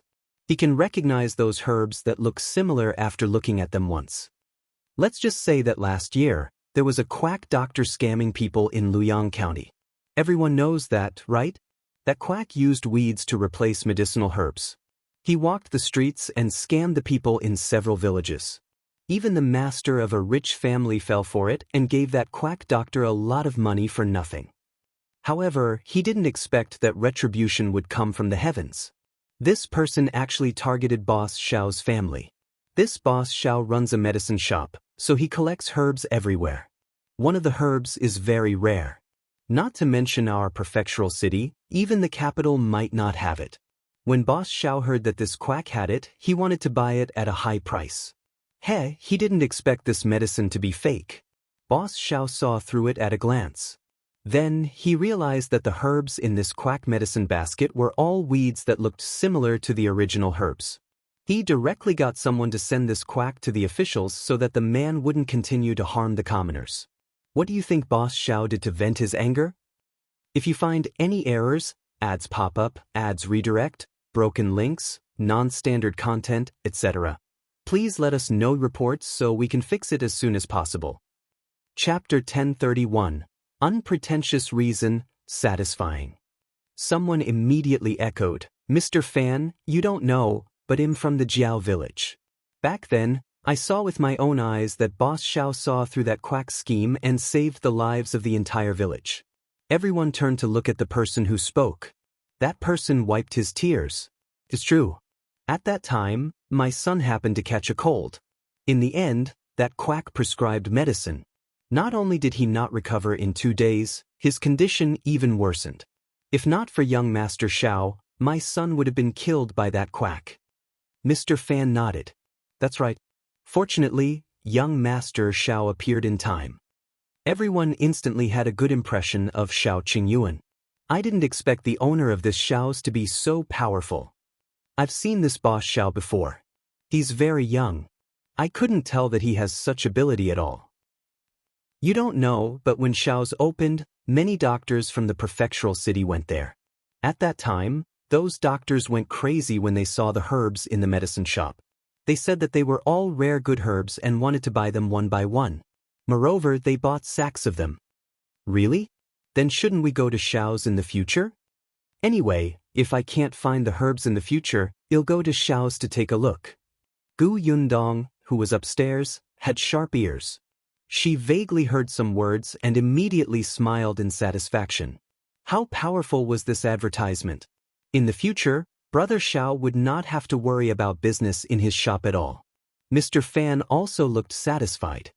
He took a sip of water and continued, "Young Master Shao is a low-key person. He never said anything even after doing such a good thing. He quietly opened a pharmacy and bought herbs. Someone asked him why he opened 2 pharmaceutical shops instead of being a doctor since he's so talented in medicine. Guess how young Master Shao replied? How did he reply? How would they know? However, since Mr. Fan wanted interaction, they would reluctantly cooperate. Someone guessed, did Boss Shao say that he's young and is afraid that everyone won't believe that his medical skills are good? I think Boss Shao must have said that he likes to solve difficult illnesses. Those minor illnesses and pains are too simple. He wants to solve those difficult illnesses that can't be solved for more than 1,000 years, such as this method to prevent smallpox, right? Everyone felt that what this person said made sense. After all, geniuses like to challenge those with difficulty. The corners of Mr. Fan's mouth couldn't help but twitch. Boss Shao wasn't as noble as you made him out to be. He shook his head and said, No. Boss Shao said that he wants to earn money. He likes silver, so he wants to open a pharmacy and earn big money. Was it actually such an unpretentious and refreshing reason? Wasn't it a little vulgar? Upstairs, Gu Yundong secretly snorted. Of course, it had to be more vulgar. Otherwise, what if you think that my brother Shao is a compassionate and soft-hearted person? What if you all come to buy medicine without giving him money? Wouldn't Brother Shao suffer a huge loss if they were to use moral blackmail? Previously, when someone heard Mr. Fan say that Boss Shao had exposed the quack doctor, they felt that he was a great benevolent person. They thought that if they didn't have money, they could go to his pharmacy and cry for medicine. Now that Mr. Fan had said this reason, someone sighed in disappointment, but someone asked loudly, Mr. Fan, since Boss Shao doesn't like to be a doctor, why did he develop the cowpox vaccination method? If you find any errors, ads pop up, ads redirect, broken links, non-standard content, etc., please let us know reports so we can fix it as soon as possible. Chapter 1032. Another good news, good question. Mr. Fan was shocked. It's definitely not a coincidence that Boss Shao developed this medical prescription. This Boss Shao has a subordinate. This subordinate has a particularly pitiful background. Initially, Boss Shao didn't know about it. He accidentally heard him mention it and found out that this person's family had all died of smallpox. That was why this subordinate was alone and drifted around until he met Boss Shao. Boss Shao had been with this subordinate for a long time, so they were like brothers. After knowing his background, he began to pay attention to smallpox. He thought that if there was a way to prevent this illness, no one would be as lonely and desolate as his subordinate from a young age in the future. He thought while he was eating, sleeping, or walking. In the end, he had a flash of inspiration. If people could get smallpox, what about animals? Pigs, cows, and sheep. What would happen if they were infected with smallpox? At that time, Boss Shao ran to the farm in the suburbs. He went to see the cows first and realized that cows would get cowpox. The men who had been raising cows would also get cowpox. The problem was that those who had been infected with cowpox no longer had smallpox. Don't you think this is rare? It turns out that those who had cowpox wouldn't have smallpox anymore. Boss Shao was extremely happy. This was a very important discovery. If it's true, wasn't this a way to prevent smallpox? However, Boss Shao was still worried. He's afraid that only the cows in our Xuanhe Prefecture had this effect. What if the cows in other places don't? In order to ensure that nothing went wrong, he went to Qingyuan Prefecture, Yongning Prefecture, Wanqing Prefecture, and other prefectural cities. The results confirmed that all the situations were the same. But that wasn't enough. If it hadn't been tested on human beings, then he couldn't be sure. At this moment, that subordinate of his volunteered to experiment on himself. Boss Shao didn't agree. What if something happened? In the end, this subordinate actually contracted the cowpox himself. Wow, the people below exclaimed. They did not expect this subordinate to have such courage. If it were them, they would definitely not dare to use such an unverified medical method. If they were not careful, they would even lose their lives. Mr. Fan wiped the corners of his eyes. This is called karma.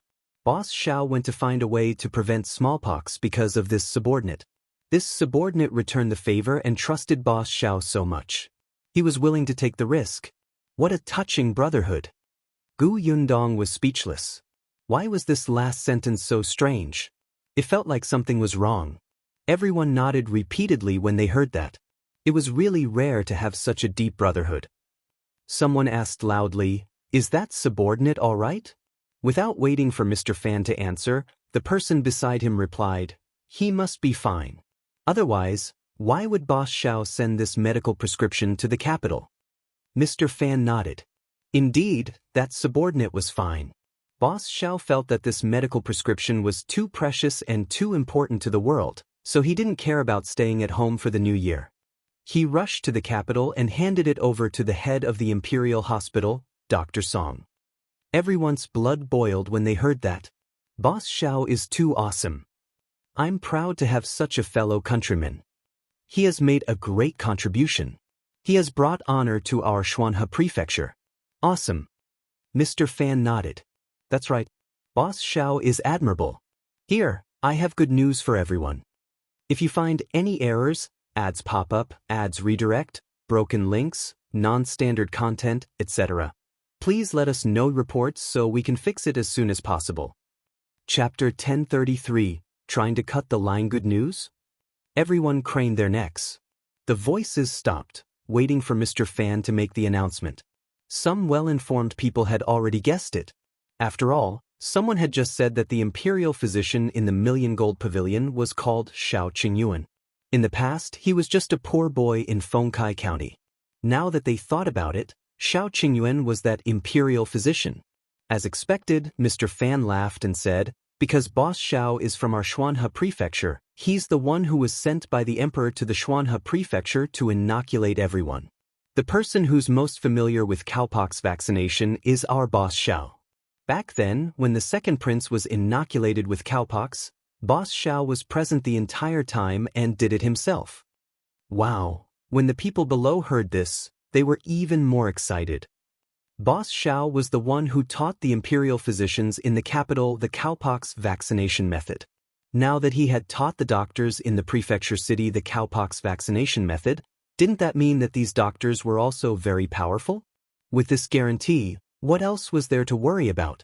Someone suddenly thought of something and asked anxiously, "Since Boss Shao is from the Xuanhe Prefecture, in that case, he'll still be here in 3 months. We don't have to worry about him going to the capital?" Many people heaved a sigh of relief when they heard this. Especially those who did not have time to go to the government office to register, their eyes were closed and their faces were filled with relief.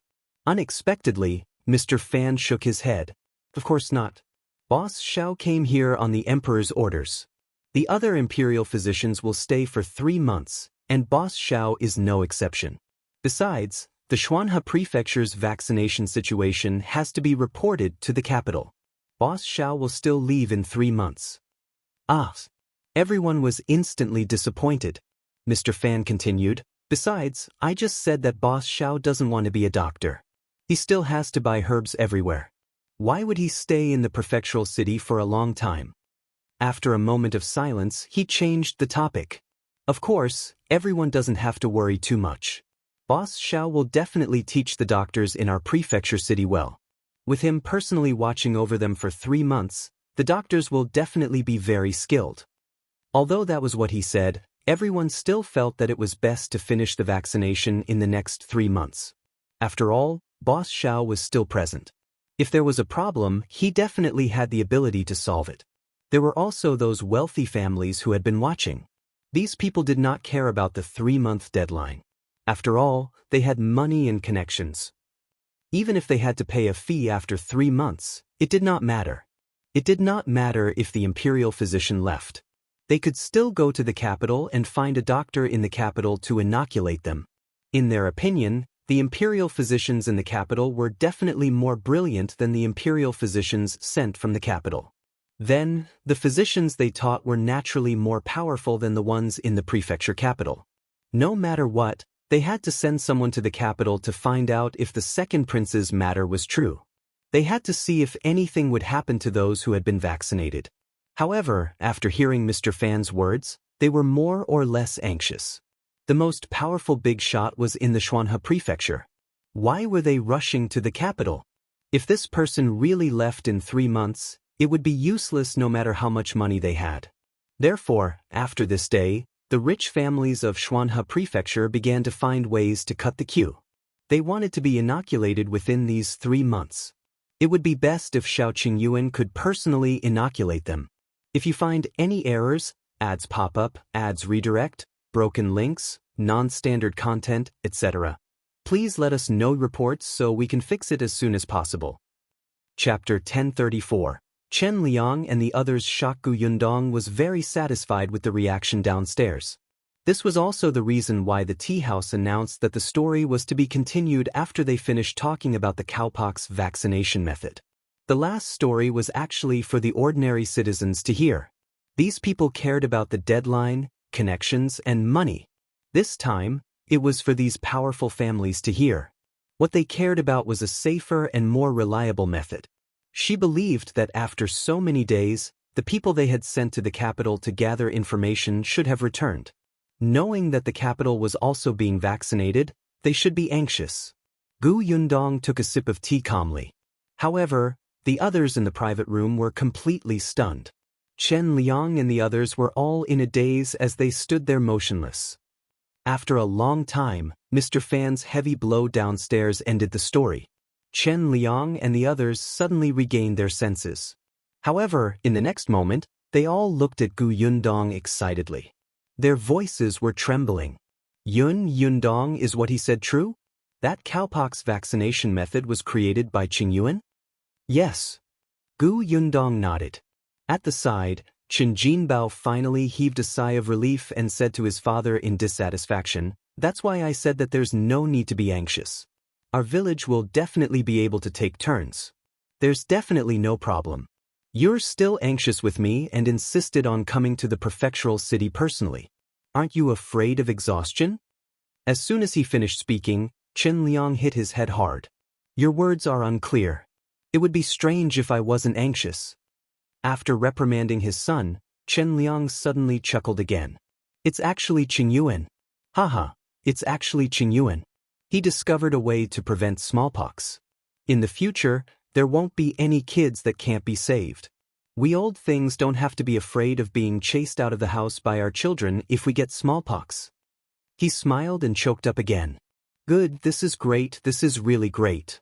Chen Jinbao quickly said, "Father, do you think he'll chase you out of the house?" Chen Liang acted as if he did not hear him at all. He cried and laughed at the same time. "Ah, our village has produced an impressive person. That kid is promising. He's too promising." Gu Yundong sighed with emotion. Chen Liang was indeed worthy of his name. He could be considered a very conscientious village chief. When the others heard this, they could not help but nod repeatedly. They even said excitedly, "Yes, yes. I didn't expect Qingyuan to be the one who did this. From now on, our village will be famous. Our village has long been famous. Didn't you see how many people from the surrounding villages came when the Gu family's workshop was recruiting? But now it's even more famous. No wonder Qingyuan suddenly left before the new year. He was gone for a few months. So he went to the capital. Hey, did you guys hear what the storyteller said just now? He said that Qingyuan personally vaccinated the second prince. In that case, he has seen the emperor and the prince, right? When everyone heard this, wasn't that so? The wolf cub whose parents didn't dote on him and didn't even have enough to eat had actually gone to the capital to see the emperor. How lucky was he? Madam one suddenly said, "Well, Qingyuan lived so hard in the past and no one helped him. Everyone in the village called him a wolf cub. Then, will he still inoculate us?" If you find any errors, ads pop up, ads redirect, broken links, non-standard content, etc., please let us know reports so we can fix it as soon as possible. Chapter 1035. The villagers regret. As soon as he said this, the private room instantly fell silent. Other than Liang, everyone else lowered their heads slightly. That's right. They all knew how tough Shao Qingyuan's life had been back then. Because he was cold to everyone, anyone who offended him would not have a good ending. When he attacked, it did not matter if they were children or old people. Therefore, the entire village avoided him, especially as parents. They warned their children to stay away from him. Shao Qingyuan was not the kind of person who would repay evil with kindness. He was cold to begin with, and he was completely willing to ignore the lives of the villagers. In an instant, all the villagers present regretted it. Liang sighed secretly and said, "Qingyuan isn't as petty as you think. Isn't our relationship eased now? If you really feel that you've let him down in the past, treat him better in the future and care more about him. If he needs any help, go and help him. This shouldn't be difficult, right?" The others hurriedly shook their heads. It's not difficult. We've long stopped treating him as a wolf cub." Really? This was true. Ever since Shao Qingyuan was engaged to Yundong, he had become much more friendly. When the villagers called him on the way, he would reply. Moreover, after what happened at the Li family last time, everyone knew what kind of person old Master Li was. They felt more pitiful for Shao Qingyuan. Yundong also said, "Brother Shao is busy, so he definitely can't help everyone in the village get vaccinated. However, there are still Ah Zhu, Dr. Xiong, and the old doctor from the county. Isn't the Li family going to hold a wedding soon? Brother Shao and I will go back for a few days. When the time comes, we'll bring Ah Zhu and the others back to help everyone get vaccinated before returning to the prefecture." Most of the people in Yongfu village were actually quite good. Although there were some *T stirrers, the cowpox vaccination was an order from the higher-ups. There was no need to cause more trouble. Hearing this, everyone heaved a sigh of relief. They didn't want Shao Qingyuan to do it himself. There were so many people in the village and it was too much work. However, with him around, they could finally calm down. On the other hand, Liang was a little surprised. The Li family is holding a wedding. Are you going to participate? The second branch of the Li family didn't seem to have a good relationship with Shao Qingyuan, right? Not only him, but the others also had strange expressions. Yundong nodded. "Yes, we're going to attend. The Li family invited us. Coincidentally, we're also going to perform cowpox vaccination on everybody, so we'll make a trip to the Li family." Liang felt that things were not that simple. Why would the Li family invite Shao Qingyuan and Yundong out of the blue? However, Yundong did not say much, so he did not ask further. In short, they would return from the prefectural city with good news. The storytelling downstairs had ended, and the guests left the tea house one after another. Although there were still some who stayed behind to discuss loudly, at least the road out was no longer blocked. Yundong led Liang and the others downstairs. After leaving the tea house, Liang said, "Yundong, it's all thanks to your care that we came this time. Since Qingyuan is busy, we can't disturb him. Now that we know that he's the Imperial physician from the capital, we're finally relieved. Everyone is waiting for our news in the village. We'll go back now." Yundong asked, "Are you leaving now? If you find any errors, ads pop up, ads redirect, broken links, non-standard content, etc., please let us know reports so we can fix it as soon as possible." Chapter 1036. Yundong's return to Yongfu village. Liang nodded. "Everything in this prefectural city is expensive. Let's not stay any longer." Yundong looked behind him. Although Liang had said so, there were still a few people behind him who wanted to say something but hesitated. It was obvious that they did not want to leave so quickly. That's right. It wasn't easy for them to come to the prefectural city, but they didn't go anywhere. They felt uncomfortable. Yundong thought for a moment and said, "It's getting late. Let's wait until tomorrow. If we leave at this hour, I'm afraid we'll have to stay in the wilderness at night. It's not safe either." Madame Wan, who was behind Liang, hurriedly nodded. That's right. Let's stay for another night. It's rare for us to come to the prefectural city. We still want to buy something back. Another woman nodded. Yes. We still want to go to the market to take a look. I even promised my son to buy cakes for him in the prefecture capital. Now that they were living well, although they felt that everything in this prefectural city was expensive, they could still take out money to buy something to their liking.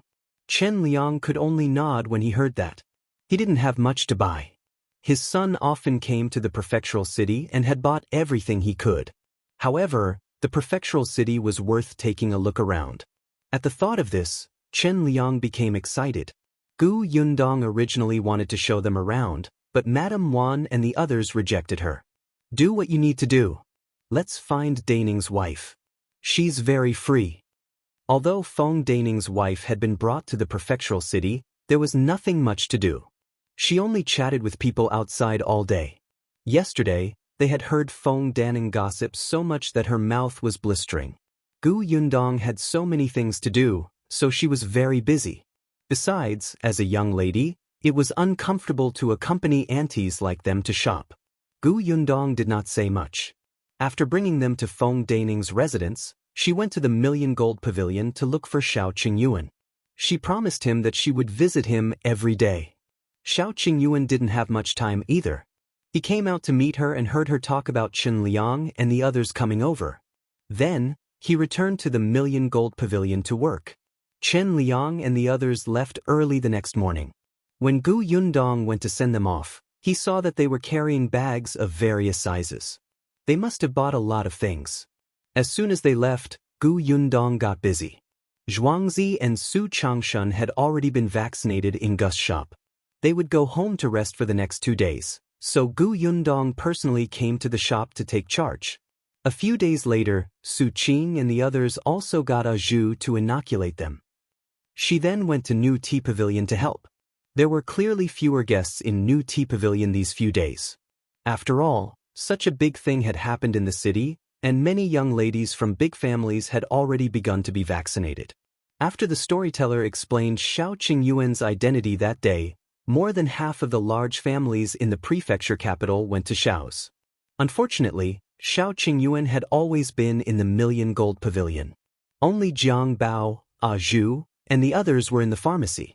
As such, these people could only look for the prefecture magistrate and request to cut in line.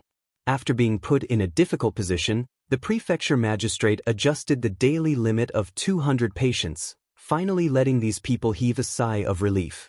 However, what they didn't know was that this was originally part of the prefecture magistrate's plan. There were 200 spots a day. How many people would there be by the 6-month deadline set by the emperor? Therefore, Prefecture Magistrate Dai posted another notice at the city gate, indicating that after repeated discussion, he had decided to follow the will of the people.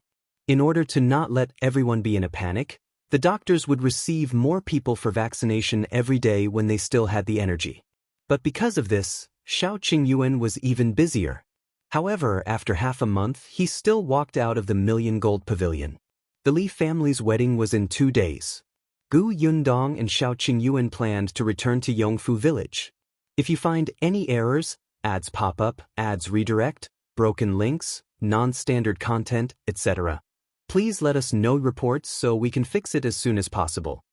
Chapter 1037. New worker this time, only Gu Yundong, Shao Qingyuan, Dr. Xiong, and Ah Zhu returned. The group of people traveled light and arrived at Fengkai County quite early.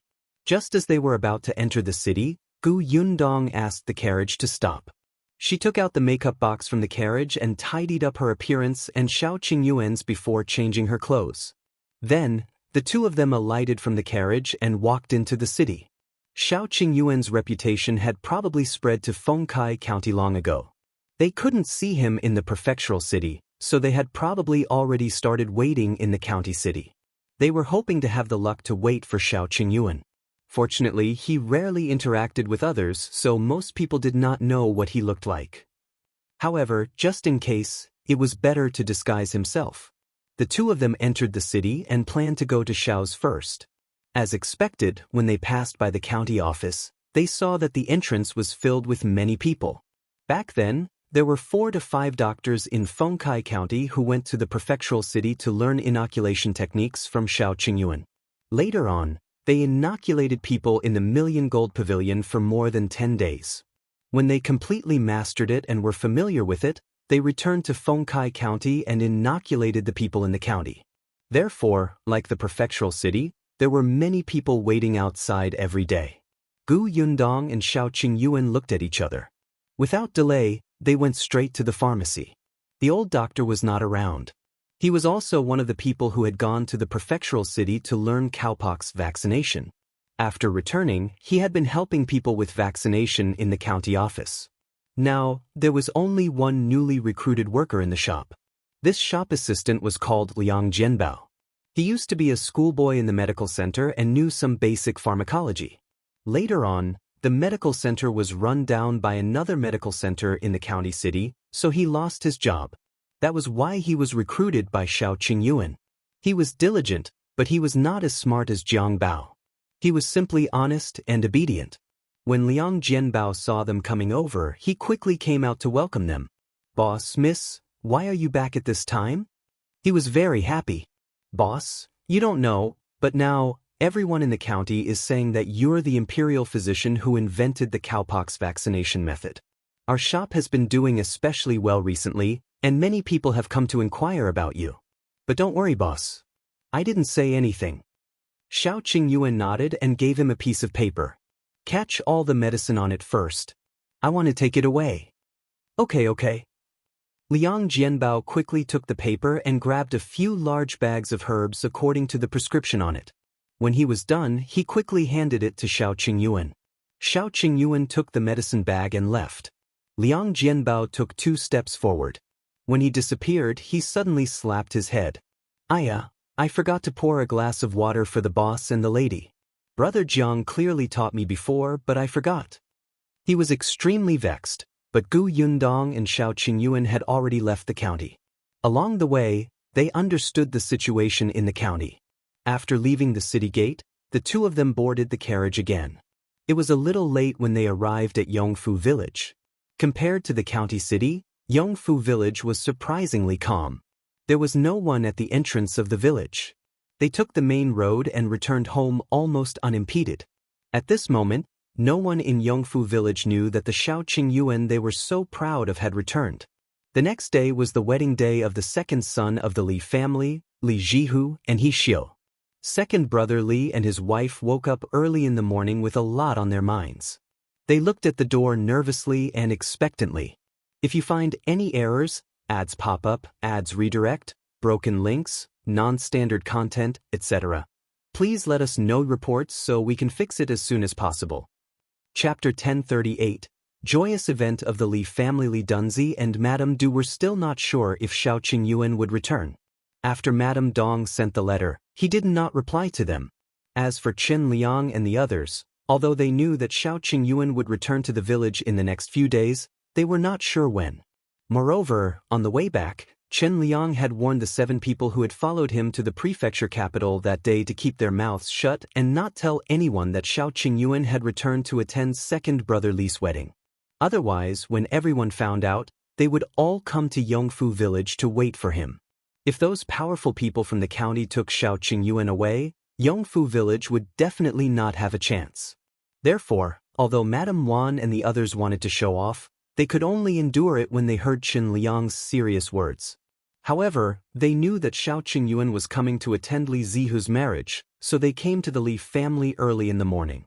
Li Dunzi and his wife were very surprised. They had invited many people from the village, but many people had said that they were not free back then. Why were there so many people now? Moreover, they were villagers who were popular in Yongfu village. When his son set off to fetch the bride, even the village chief came over. Li Dunzi hurriedly welcomed him in, while Madame Du continued to wait at the door. When the villagers saw that Chen Liang had actually come to attend second brother Li's wedding, they were all shocked. Some people were curious, so they brought a few eggs and vegetables to congratulate him. The Li family was especially lively for a moment, causing Li Dunzi and his wife to heave a sigh of relief. The bridal escort team returned very quickly. The Li family specially borrowed an ox cart to pick up the bride. Xiao sat on it with a red veil, but there was no joy on her face under the veil. Her back was sore from sitting all the way, and Lan Huar, who had just gotten married not long ago, was carried away by the big red sedan chair. Xiao still had a deep impression of that scene back then. Now that she was getting married, it was fine if she did not have a bridal sedan chair. But this ox was even an old ox. She did not know if it was because it was not feeling well. As she pooped along the way, she almost could not help but come down and walk on her own.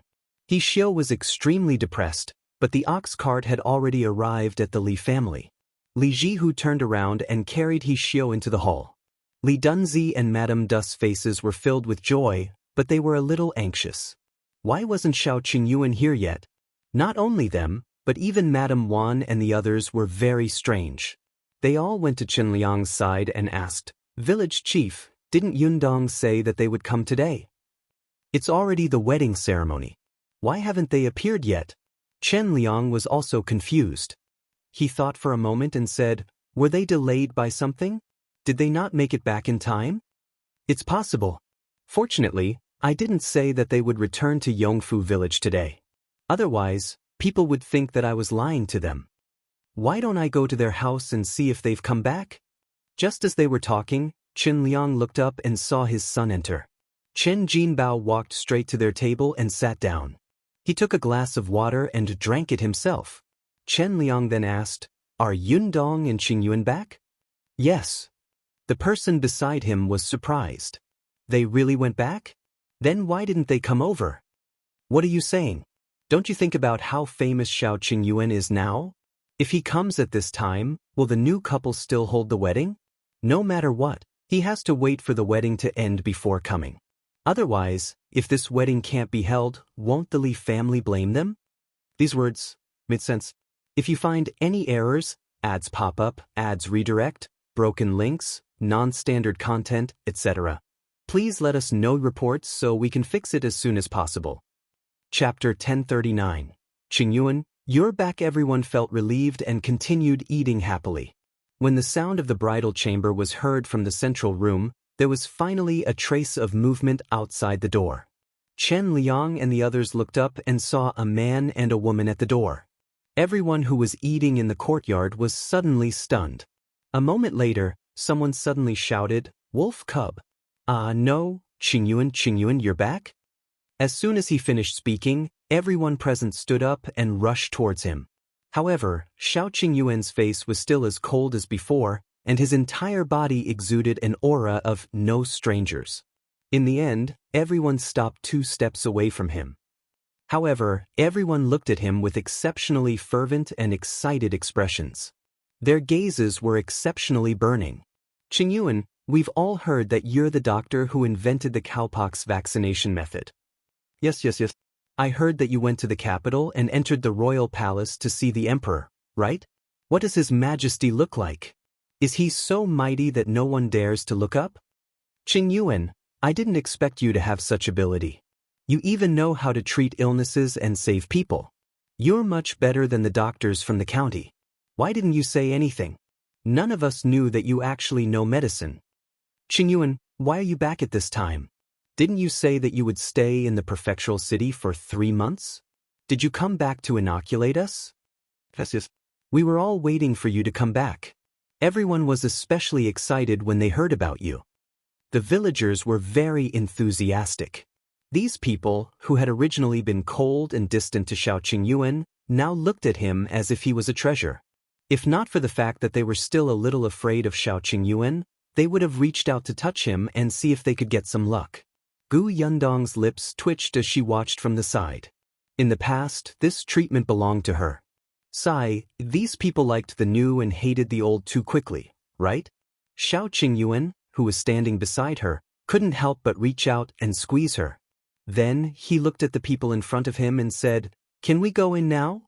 Yes. The person in front of him hurriedly stepped back and welcomed him in. Shao Qingyuan took a few steps and Chen Liang finally arrived in front of him. "I thought you wouldn't come back." "We agreed," Shao Qingyuan said as he followed Chen Liang's actions and sat at their table. Everyone found it strange. Are they also here to attend the Li family's marriage? No way. Isn't Shao Qingyuan at odds with the Li family? Why is he here? He doesn't get along with first brother Li's family, but he shouldn't have much of a grudge against second brother Li, right? However, there was no need for them to get along well, right? Shao Qingyuan had suffered so much when he was young, but Li Dunzi and his wife had never helped him. It was said that they were very dissatisfied with old Li doting on Shao Qingyuan. Everyone was guessing. Li Dunzi and Madame Du, who had heard the commotion, had already run over quickly and rushed in front of Shao Qingyuan. However, when they really stood in front of them, they felt a little uneasy. Qingyuan, Yundong, you're here? Previously, they were also afraid of Shao Qingyuan and his wife, but in order to make their family situation better, they mustered their courage and threw out bait to invite them over. However, they did not expect to hear some time ago that the cowpox vaccination method was created by Shao Qingyuan. How could that be? If you find any errors, ads pop up, ads redirect, broken links, non-standard content, etc., please let us know reports so we can fix it as soon as possible. Chapter 1040, Giving Shao Qingyuan the Handkerchief. Shao Qingyuan had seen the emperor before. He was very different from before. He was someone who had made great contributions and could crush them with a casual move.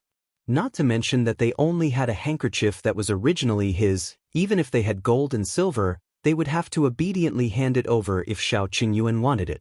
Therefore, at this moment, Li Dunzi and Madame Du's bodies were trembling slightly, and they were extremely afraid. Unexpectedly, Gu Yundong raised her hand and handed her a bag of pastries. Congratulations. Madame Du was stunned and in disbelief. It was only when Liang pushed her that she suddenly reacted and hurriedly took it with both hands. Her smile was exceptionally bright. Look at how polite you are. You even gave me such a big gift. Quick, please come in. The banquet has already started outside. There's still an empty table in the room. Go and sit there. She was happy. There was a red packet on the pastry. There must be money inside.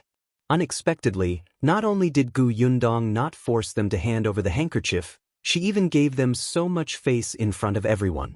Li Dunzi and his wife heaved a sigh of relief. In the future, they would not be in a dilemma in this village. Gu Yundong smiled and walked in with Shao Qingyuan. She was speechless when she saw the expressions of Li Dunzi and his wife. They were not the kind of unreasonable bandits who would snatch and plunder. The second branch of the Li family did not have much of a grudge with them. The second branch had a handkerchief in their hands, and they needed this handkerchief. They would give a red packet in front of everyone and treat it as buying the handkerchief from them. Everyone would just take what they needed. The two of them entered the central room. The people outside wanted to follow them, but they were stopped by Liang. All right. Today is the Li family's big day. Let's talk after the banquet is over. Madame Wan and the others also said, That's right. If you don't want to eat, Qingyuan and Yundong still want to eat. When everyone heard this, they could only suppress the excitement in their hearts and silently return to their seats. However, the buzzing discussion never stopped, and their gaze was fixed on the central room. Unexpectedly, not long after, Shao Qingyuan and Gu Yundong stood up and followed Madame Du into the room. Where are they going? To see the bride? That didn't make sense. Wasn't the bride in the other room? Shao Qingyuan was really not interested in the wedding banquet. He was here for the handkerchief. After taking 2 sips of wine, the two of them followed Madame Du to the main room. As soon as they entered, Madame Du closed the door and locked it. Then he took out a key and opened a coat box in the corner. He lay inside and took out a small box. Then, he used another key to open the box. She had hidden it very well. Not only were there 2 locks, but there was also a compartment in the last box. The handkerchief was taken from that compartment. Gu Yundong guessed that the compartment should have been used to hide money, but there wasn't any money now. Madame Du heaved a sigh of relief and handed the handkerchief to Shao Qingyuan. She said, This is the handkerchief you wore back then. This material should be good. I'd never seen it before, nor did I know it. You're knowledgeable. You might be able to find your family. If you find any errors, ads pop up, ads redirect, broken links, non-standard content, etc., please let us know reports so we can fix it as soon as possible. Chapter 1041. Shao as in Shao Qingyuan took it and touched it. It was indeed a comfortable material, even better than what they were wearing. He handed the handkerchief to Gu Yundong. Gu Yundong had helped Shensidians sell embroidery in the cloth shop in the prefectural city a few times and had seen a lot of materials, but this, she had never seen it before. Could it be that this material didn't even exist in the prefectural city? Gu Yundong flipped her hand and found a word embroidered on the corner of the handkerchief, Shao. Shao as in Shao Qingyuan. She frowned slightly. Gu Yundong remembered that the deceased wife of the Tao family was surnamed Shao. As expected, did this handkerchief belong to the Tao family? Gu Yundong was a little disappointed, but she still carefully put away the handkerchief. When Madame Du saw this, she couldn't help but say a few more words. When you were carried back, the clothes you were wearing were very exquisite. One look and you could tell that you were a child from a rich family. Your complexion is also good. Your original family shouldn't have to worry about food and clothes. Gu Yundong thought for a moment and asked, then did Brother Shao have anything else on him? Was he dressed neatly at that time? If Old Li had changed Shao Qingyuan and third young Master Tao's clothes in a hurry, their clothes might have been a little messy. It had happened too long ago. Madame Du frowned and thought for a moment before continuing, it's not very messy, but you should know that my father-in-law came back in a hurry with a child. He definitely wasn't too neat. As for whether there's anything else on him, it should be gone. Gu Yundong sighed inwardly. It seemed that there were not many clues. All right, we understand. Thank you for giving us the handkerchief. It's getting late, so we'll go back first. Madame Du opened her mouth, wanting to let them stay a little longer. However, she knew that this was unrealistic, so she nodded. They'll send you out. She opened the door again. There was a table outside. Because Li Dunzi was sitting there, no one dared to eavesdrop openly. However, the people present still pricked up their ears, trying their best to hear what they had said inside. Unfortunately, their voice was so soft that there was no sound at all. Gu Yundong looked around but did not see Eldest Li and his family. It made sense. Ever since the last time they caused a scene, the second and third branches of the Li family felt that the first branch was too vicious and had cut ties. Besides, Li Dunzi had invited Shao Qingyuan over this time. Why would he let the people from the main branch cause trouble for him? Gu Yundong shook her head and walked out of the central room. Liang walked over and asked, "You're going back now?" "Yes, it's getting late. I have to go back and prepare." "Prepare?" Liang immediately reacted and his eyes lit up. "Is the vaccination starting tomorrow?" "Yes." Shao Qingyuan nodded. "Uncle Chen, you should let everyone know, but this place, yes. The village has already tidied up the ancestral hall. When the time comes, we'll inoculate everyone in the ancestral hall. Our ancestors will bless us." Shao Qingyuan was relieved to hear that. He told Liang about other matters before leaving the Li family with Gu Yundong. As soon as he left, the people who were eating stood up and wanted to follow him out. "Why did you leave just like that? I wanted to ask about the vaccination. Did he come back just to attend the wedding banquet? Doesn't it mean we really have to wait 3 months?" Seeing that someone was about to leave, Liang hurriedly coughed and said, "Everyone, quieten down. I have something to say." Everyone could not help but turn to look at him. If you find any errors, ads pop up, ads redirect, broken links, non-standard content, etc., please let us know reports so we can fix it as soon as possible. Chapter 1042, She's the only one unhappy, Liang said. Qingyuan said that our Yongfu village will start the vaccination tomorrow. The venue is over at the ancestral hall. Everyone can queue up tomorrow morning. Everyone was overjoyed when they heard that. "What time is it? Will they really inoculate us?" Liang nodded. "Tomorrow at 5 o'clock. After a pause, he continued, "I know that everyone has children and relatives in other villages. They also want to be vaccinated early. However, there's a limit to manpower. They have to keep a close eye on our village first, so don't tell the people from other villages to come over for the time being. Even if they come, they definitely won't be able to be registered." Everyone was a little disappointed when they heard that, but on second thought, it made sense. There were still hundreds of people in their village, and Shao Qingyuan had to return to the prefectural city. If people from other villages or even county towns came, the local villagers would have to queue at the back. Chen Liang continued, "There's one more thing I have to make clear to everyone. Qingyuan is alone. He can't inoculate everyone. Therefore, Dr. Xiong and the others are going to do it. They were all personally taught by Qingyuan." Someone was immediately dissatisfied.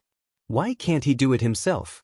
If something happens to us, Chen Liang suddenly looked at that person and his voice turned cold. Then tell me, who is he going to inoculate? We've already been inoculated. Won't the others have to let him come? Can he handle it alone? Even in the prefectural city, he let those doctors inoculate the commoners. Why is it that when he comes to our Yongfu village, he has to work hard? This inoculation doesn't cost a single cent. If you're unwilling, go to the county city and queue up. You're pushing your luck. The person immediately shrunk his neck and did not dare to make a sound. The others naturally did not dare to say anything else. On second thought, Chen Liang was right. In the past, Shao Qingyuan would have ignored them. Not only did he come back personally, but he also stayed in Yongfu village for a few more days. With him around, they felt much more at ease. Seeing that there was no dissent, Chen Liang heaved a sigh of relief and nodded. After you're done with the wedding banquet, tell the neighbors who didn't come to eat next door to come to the ancestral hall tomorrow morning. Do you hear me? Got it, village chief. After receiving the accurate news, everyone was relieved and finally began to enjoy the wine, meat, and dishes in peace. The only unhappy one was probably He Xiu, the bride who had finished listening to the entire process in the new room. Were these two crazy? They came to show off on their wedding day. Now, as soon as they left, these people went back to rest early after the wedding banquet. They didn't even make a fuss in the bridal chamber. Her marriage was not lively at all. However, she was the only one who was dissatisfied with the Li family's second branch. The others felt that it was quite good. Thinking that they were going to be vaccinated tomorrow, they all rested early. Therefore, early the next morning, when He Xiu was about to get up and serve tea to her in-laws, there was no one at home. Everyone had run to the ancestral hall early to wait. The sky had just lit up, but the entrance of the ancestral hall was already filled with people. Gu Yundong and Shao Qingyuan were not in a hurry. Although they woke up early, they sat in the reception hall and finished their breakfast. Then, they went to Yunshi's room to see him and Yuanhe. They had gone to the Li family late yesterday. Firstly, they really wanted to wait for the Li family to finish paying their respects. Secondly, they wanted to inoculate Yunshu and Yuanji first. If you find any errors, ads pop up, ads redirect, broken links, non-standard content, etc., please let us know reports so we can fix it as soon as possible. Chapter 1043. Untrusted Ah Zhu. Gu Yundong had already applied for leave for Yunshu and the rest. They might not be able to go to school for the next few days. However, Qin Wenjing was not in the school now. There were a few students in the school who had already lined up at the county office. After the vaccination, they rested at home. Therefore, even if Yunshu and the others went to school, most of the students were only learning on their own. The two little guys were still asleep and seemed to be in good condition. Gu Yundong was slightly relieved and quietly left the room. Then, the two of them walked towards the ancestral hall. Chen Liang had already opened the door to the ancestral hall. The first to enter were Ah Zhu, Dr. Xiong, and the old doctor from the county medicine shop. The three of them were the ones who would inoculate the locals of Yongfu village. As soon as they entered, the villagers began to line up under Chen Liang's arrangements. However, these people were in dispute as to whose side they should be on. Most of them wanted to line up with Dr. Xiong. After all, Ah Zhu was just a servant in their eyes. He was also young, so how could he know about vaccination? Although the old doctor had already vaccinated a lot of people in the county city, he could not compare to Dr. Xiong, who had come from the prefectural city. However, Dr. Xiong had a bad temper. When he saw the long line in front of him, he immediately slammed the table and glared. "Why are you all lined up here? Are you trying to tire me out?" The people at the back of the line trembled. Their gazes were a little erratic and afraid. Some people quietly moved to the old doctor's side. Unexpectedly, when they looked up, the Zhang family, Liang's family, and the He family at the front were lined up on Ah Zhu's side. The Zhang and Chen families had a good relationship with Gu Yundong and Shao Qingyuan. The He family was also a shrewd family. When Gu Yundong was building the road previously, they had changed their home base at the foot of the mountain with the village. Their three families actually went to Ah Zhu's side. Could it be that he was the one with the best skills among the three of them? Everyone was bewildered. Some people could not help but go over. However, some people were still determined to stand on Dr. Xiong's side. However, this way, the number of people in the team in front of the three of them was about right. Tong Ping had also come over to help early in the morning. He had sent everyone a note with words written on it. There are too many people. It's difficult to wait here. Everyone, take this note. You can come back when your name is called. There's no need to wait here. It's fine to go out for a walk and come back later. Everyone held the note in their hands, but no one moved. Although he said that, what if they missed it? Besides, it was just waiting. It was not like they had not waited before. It did not matter. Therefore, even though the queue had already reached the outside of the ancestral hall, no one moved. At most, they would sit on the ground when they were tired of standing. As for food, there were also people at home who had survived smallpox when they were young. They did not need to be vaccinated, so they could help take care of it. Shao Qingyuan and Gu Yundong were the last to arrive. When they entered, they saw such a lively scene. When the villagers saw him, they immediately stood up and greeted, "Qing, you're here. Hurry up and go in. It's already started inside." Shao Qingyuan nodded and led Gu Yundong into the ancestral hall. The moment the people inside saw him, their hearts instantly calmed down. Gu Yundong whispered, "See that? Your role is to calm everyone down." Shao Qingyuan asked, "When are we leaving? If you find any errors, ads pop up, ads redirect, broken links, non-standard content, etc., please let us know reports so we can fix it as soon as possible." Chapter 1044. Ah Zhu and the others changed their names. Gu Yundong looked up at the sky and replied, "About an hour." The news that they had returned to Yongfu village and were vaccinating the villagers today had probably spread. It was fine if the people from the neighboring village found out. With Chen Liang around, no one would make a fuss and insist that Shao Qingyuan vaccinate them. However, that might not be the case for the people in the county. There were many powerful people. They had probably sent people to find out the news of Yongfu village at any time. Shao Qingyuan had appeared in the Li family yesterday and announced the news a little late. Even if the servants sent to find out the news wanted to return to the city to report, the city gate would be closed. They could only wait for the city gate to open this morning before informing their masters. Therefore, even if the people from the county wanted to come to Yongfu village, it would probably take at least an hour. Therefore, Shao Qingyuan and the others were still in the mood to watch Ah Zhu and the others receive the vaccination. Ah Zhu was indeed skilled and was inoculating the He family. Di Shanchuan stood beside his wife. When he saw Ah Zhu holding the dagger, he was immediately a little nervous. "Dr. Ah Zhu, my wife is afraid of pain." Later, "Ah Zhu, Dr. Ah Zhu?" He raised his head with a serious expression and said proudly, "My name is Shao Quan now. You can call me Dr. Shao." Di Shanchuan nodded repeatedly. "All right, Dr. Shao." Ah Zhu was instantly delighted. He was Dr. Shao. How nice was that? Someone beside him asked curiously, "Why are you called Shao Quan?" "Not only am I called Shao Quan, but we've all changed our names. The four of us will be Wen, Wu, Shuang and Quanwen, fully capable of literal and martial arts. Remember, don't call me the wrong name next time." Gu Yundong silently covered her face. "Look at how smug you are." The four of them had come up with the names themselves. A few days ago, after Shao Qingyuan and Ah Mao came out of the Million Gold Pavilion, the first thing Ah Go and the others did was talk about changing their names.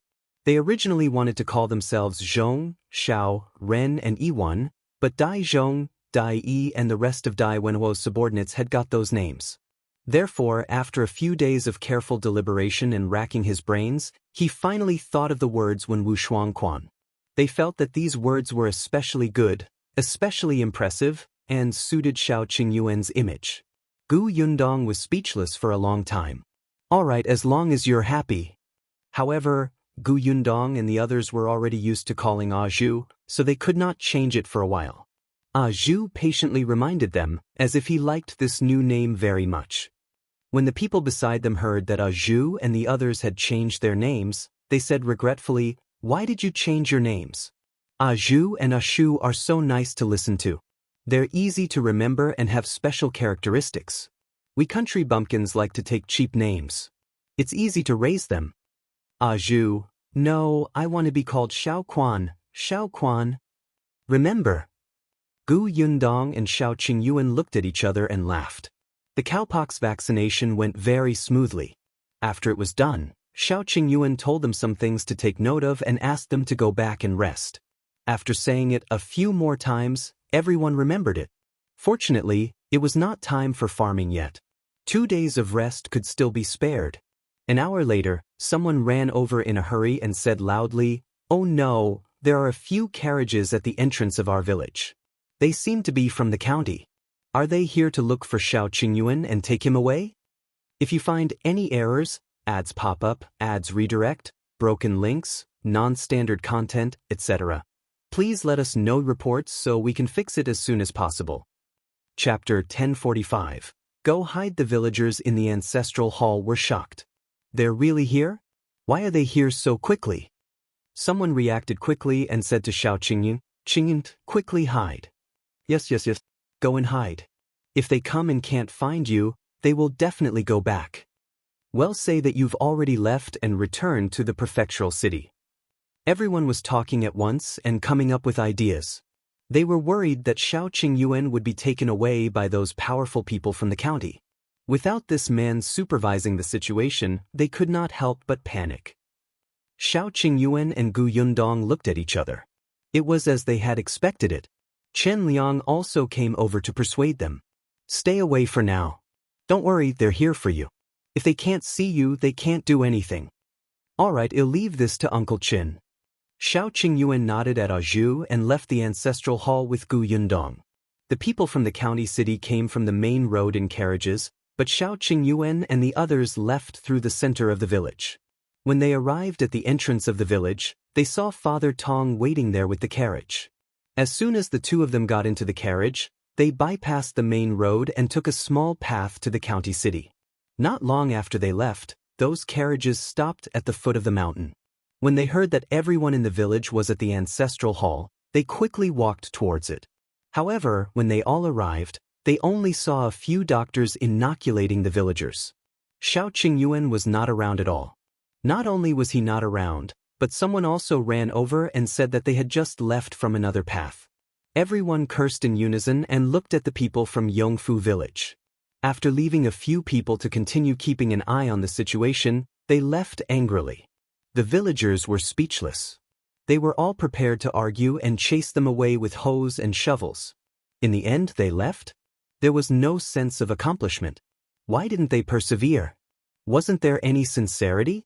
However, after they left, Chen Liang heaved a sigh of relief and continued to organize everyone for the vaccination. The Li family's eldest branch came at this time. Ever since they found out that Shao Qingyuan had seen the emperor and made a great contribution, they had been extremely nervous. They wanted to go to the county city to queue for registration, but they were late. The county office's document said that they would have to wait at least until 6 months later. 6 months later? How could that be? Therefore, even though they were extremely afraid, it was rare for the village to start cowpox vaccination. They had been holed up at home for half a day. When they heard that Shao Qingyuan had left, they finally braced themselves and came out. They looked at the villagers in front of them who were being vaccinated. There were a total of 3 teams. They definitely did not dare to line up with Ah Zhu's team. If he did anything during the vaccination, their family might lose their lives. Dr. Xiong had a bad temper, so it wouldn't do either. Therefore, in the end, the Li family's eldest branch was lined up with the old doctor. The villager in front of them immediately frowned. This person happened to be at odds with the Li family's eldest branch. He immediately mocked, "You still have the cheek to come. Do you think no one knows that you've persecuted him in the past when Qingyuan isn't around? None of your business. Hey, you want to fight? Seeing that the two of them were about to fight, Liang heard the commotion and rushed over. When he saw the Li family, he could not help but frown. Disgust flashed across his face. All right, stop arguing. If you find any errors, ads pop up, ads redirect, broken links, non-standard content, etc., please let us know reports so we can fix it as soon as possible. Chapter 1046.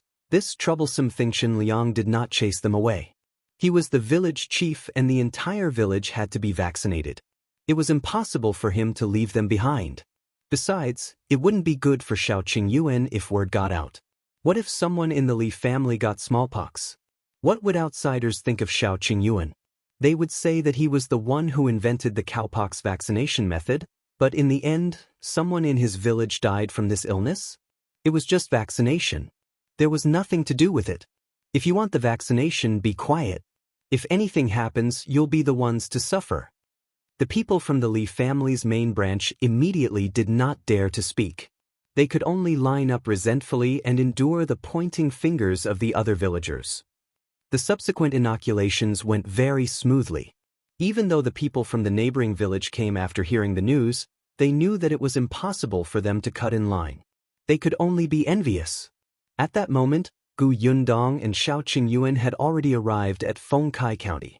As soon as the two of them arrived at the county city, they went straight to the Liu residence. Liu was already waiting at the entrance. When he saw them, he immediately welcomed them. Young Master Shao, Miss Gu, you're finally here. Our young master has been waiting for you at the door. With that, he welcomed the two of them inside. As soon as they turned around the courtyard, Liu Wei, who had heard the commotion, ran over and suddenly stopped in front of them. Then, with a bright smile on his face, he reached out and patted Shao Qingyuan's shoulder. Brother, you're very promising now. I'm proud to have a brother like you. I'm especially proud. I'm extremely proud. As he spoke, he patted Shao Qingyuan's shoulder hard. However, it didn't look like he was proud. Instead, it looked like he wanted to slap Shao Qingyuan into the ground. Shao Qingyuan frowned and tilted his body slightly to avoid the third slap. Liu Wei could not stop in time and fell straight forward. Fortunately, Liu reacted very quickly. Young master, be careful. He barely caught her. After Liu Wei steadied himself, he turned around and was about to be displeased when he met Yundong's angry eyes. Do you have a deep hatred for my brother Shao? You're so strong that you're about to slap a piece of flesh off my shoulder. Liu Wei immediately shrunk his neck guiltily, but he still refuted firmly, Nonsense, I'm expressing my admiration for brother Shao. It's unstoppable. Besides, I'm afraid that my brother Shao won't believe such an important matter. That's why I patted him awake and told him that this isn't a dream. This is real. It's worth being happy and excited. Don't try to sow discord between me and brother Shao. Yundong was speechless. If you had kept that jealous, resentful expression on your face when you said this, it might have been more convincing. Actor Liu, your acting skills have deteriorated. As he spoke, old Master Liu also walked out with a smile. Young Shao Gu girl, you're here. This time, you've caused quite a commotion. Not bad, not bad. I knew that you would definitely have a great future. Unlike our family's wastrel, who only knows how to eat, drink, and have fun. It's fine if he can't inherit the business, but he just has to be disobedient. What a troublesome thing. Yundong glanced at Liu Wei. She finally understood why Liu Wei was so resentful towards brother Shao. Old Master Liu, if you want to educate your son, then educate your son. Don't compare him to someone else. As expected, as soon as Old Master Liu finished speaking, Liu Wei walked forward angrily. Old Master Liu snorted. You still have the cheek to lose your temper. If you find any errors, ads pop up, ads redirect, broken links, non-standard content, etc., please let us know reports so we can fix it as soon as possible. Chapter 1047. Liu Wei Is Engaged. The group of them entered the central room. Liu Yi bowed obediently and was especially polite. Yundong was silent for a moment. Then she looked at Liu Wei, who was sitting at the side and eating an apple. This guy was indeed a troublesome thing. Shao Qingyuan didn't even look at him. He said to Old Master Liu, "Let's begin." He came here today to inoculate the Liu family. Liu Wei had smallpox when he was young, so there was no need to take it. However, Liu Yi still needed it, and so did the others in the Liu residence. Seeing that he didn't even drink the tea, Old Master Liu hurriedly said, "You just came. You should rest for a while." "No, let's do it now. We still have to go back early." "All right, follow me.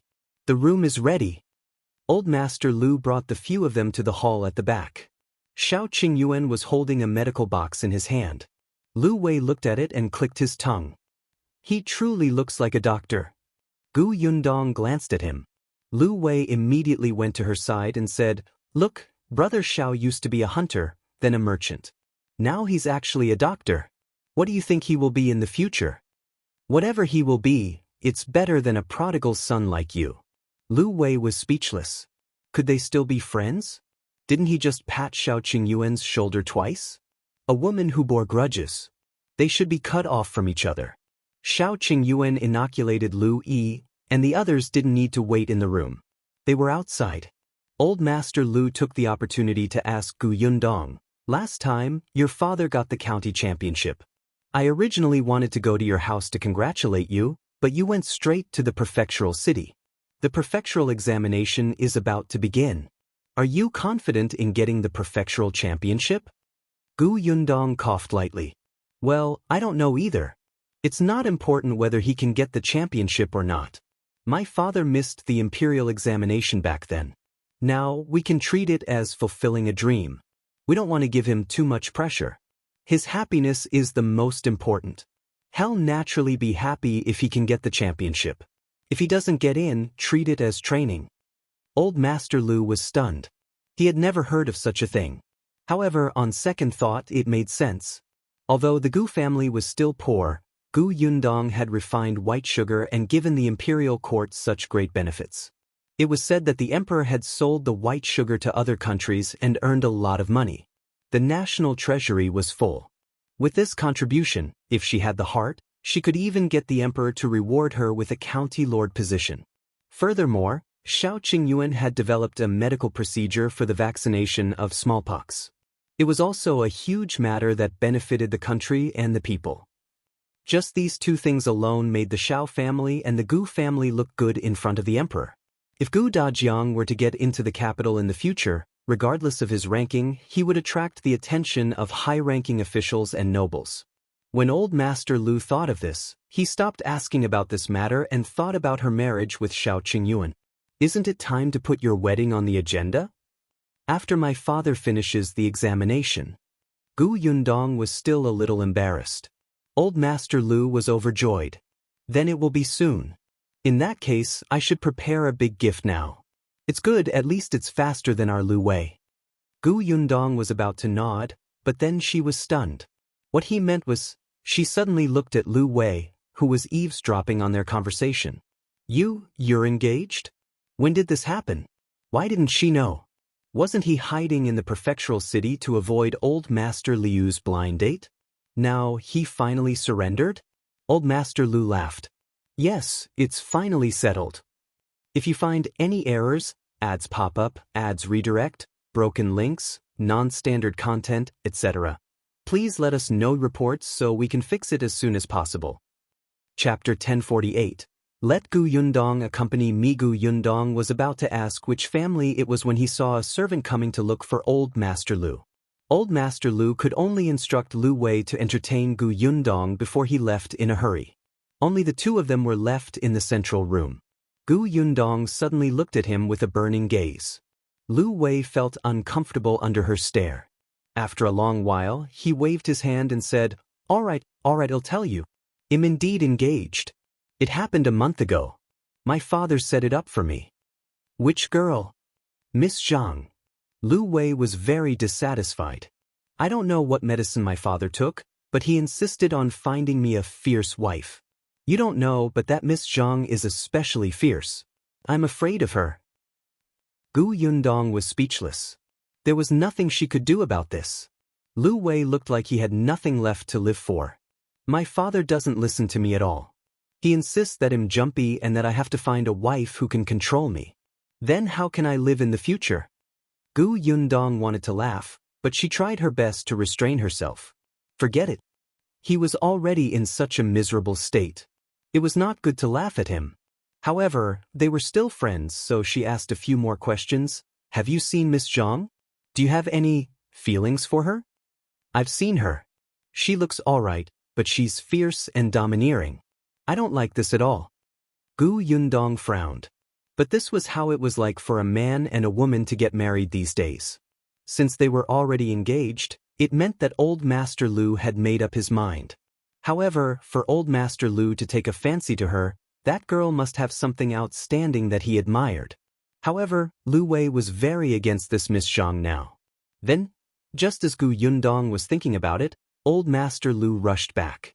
Unexpectedly, the first thing he said when he returned was to Liu Wei. A servant came to the Zhang family and said that they had obtained a wild deer. Young Master Zhang has held a banquet and invited you to join in the fun. What's there to hold a banquet for? I don't even want to eat anymore. I'm not going. Liu Wei refused without hesitation. Old Master Liu was furious. Who asked you to eat deer? I asked you to meet Miss Zhang. All the more reason for me not to go. I don't like her. Old Master Liu looked around, looking like he was looking for a stick. Seeing this, Liu Wei hurriedly jumped up and hid behind Gu Yundong. Father, you, don't be rash. You're really an idiot. If you don't like her, you should meet her even more often. Wouldn't you like her if you talked to her more often? Let me tell you, I'm already tolerant enough of you. I even let the two of you cultivate your relationship before marriage. Don't be ungrateful. As he spoke, Old Master Liu's breathing began to quicken. His face turned red, and he looked like he was about to faint. Liu Wei panicked and quickly said, He'll go, all right? However, he made a request. Let Gu Yundong accompany me. Gu Yundong, no, I'm not here. You can't see me. Old Master Liu frowned. Liu Wei said anxiously, Father, didn't you say that she has good taste? Then let her go to the Zhang family with me and see if that Miss Zhang is good. If she agrees, I'll marry her and won't make a fuss in the future, okay? Gu Yundong? What does it have to do with me?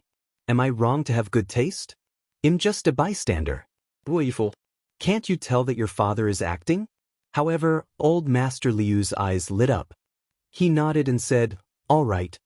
If you find any errors, ads pop up, ads redirect, broken links, non-standard content, etc., please let us know reports so we can fix it as soon as possible. Chapter 1049. It's too difficult. What's all right? Did you ask for my opinion? Do you think I don't exist? Gu Yundong smiled. I don't think it's appropriate. I'm an unmarried woman.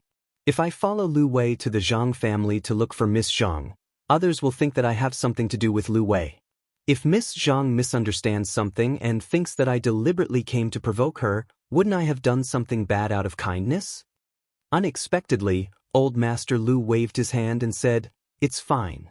I'll let Yenner accompany you. When the time comes, just say that you're Yenner's friend and Yenner brought you there. Liu Yen was Liu Wei's elder sister. Gu Yundong had met her before. She was a good person. Probably because she was the eldest child of the Liu family, she was decisive and completely different from Liu Wei.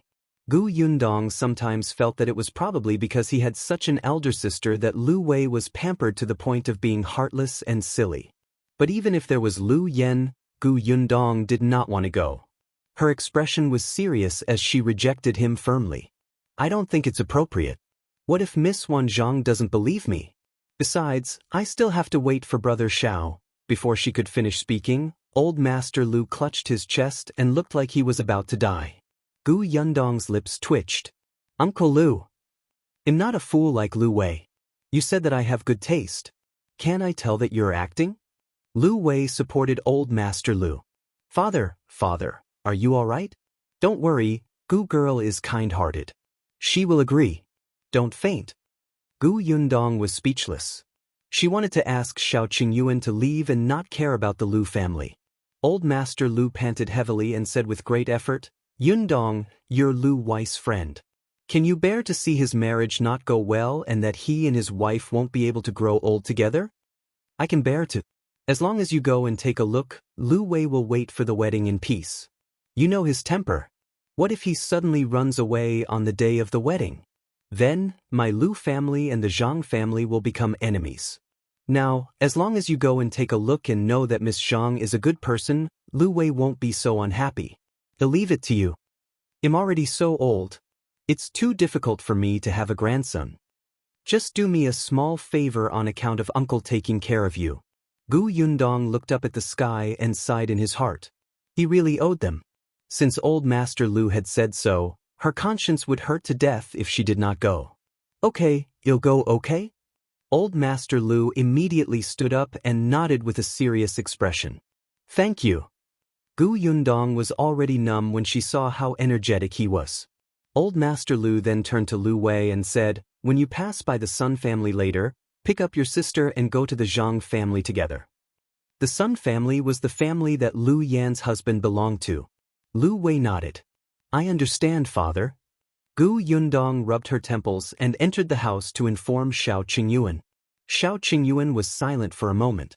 All right, it's boring for you to wait outside. Just go take a look. Wait for me to come back. Okay. Yundong walked out of the door again. Liu Wei was ready. The two of them got into the carriage outside. Since they were going to pick Liu Yan up, the carriage had to take a detour. Along the way, Yundong did not want to talk to Liu Wei. The latter did not care. However, when they passed by Jinxiu restaurant, Liu Wei suddenly exclaimed, If you find any errors, ads pop up, ads redirect, broken links, non-standard content, etc., please let us know reports so we can fix it as soon as possible. Chapter 1050. The third young master of the Tao family, Tao Yinggu. Yundong glanced at him and pretended not to hear him. Don't think that I don't know that he deliberately made a sound to attract my attention. However, she didn't expect that Liu Wei didn't look at her and asked curiously, why are they together? Yundong lifted the curtain and looked out. She happened to see two people about to enter Jinxiu restaurant. She didn't know one of them. But wasn't the other Peng Zhongfei? It had been a long time since he had seen this person. He looked like he had been doing well recently and was glowing. Yundong asked casually, do you know the person beside Peng Zhongfei? Liu Wei nodded.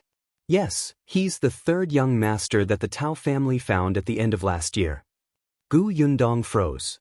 Who are you talking about? Third young master Tao Yan. Yundong suddenly shouted, stop the carriage. This sound was urgent and sharp. Liu, who was driving the carriage outside, hurriedly pulled the reins. Because of inertia, Liu Wei couldn't sit properly and almost fell out of the carriage. He rubbed his aching head and asked angrily, what are you doing? You're so shocked. However, Yundong said to him, go to the Zhang family yourself. I have something on, so I won't be going for now. After saying that, she didn't care about Liu Wei's reaction and directly jumped off the carriage. Liu Wei was stunned and hurriedly got off the carriage. When he looked up, he saw Yundong rushing towards Jinxiu restaurant. He hurriedly asked Liu to drive the carriage to the side to rest, then quickly caught up with Yundong. The two of them entered Jinxiu restaurant one after another.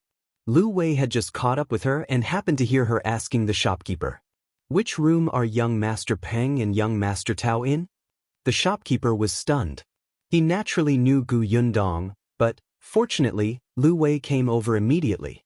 Hurry up and tell her, which room are they in? The shopkeeper immediately replied, in the bamboo room. Thank you, Yundong said and quickly walked upstairs. After going up 2 flights of stairs, she saw that Liu Wei had also come over. She immediately frowned and said, why are you following me? I have something urgent to do. You can go to the Zhang family first.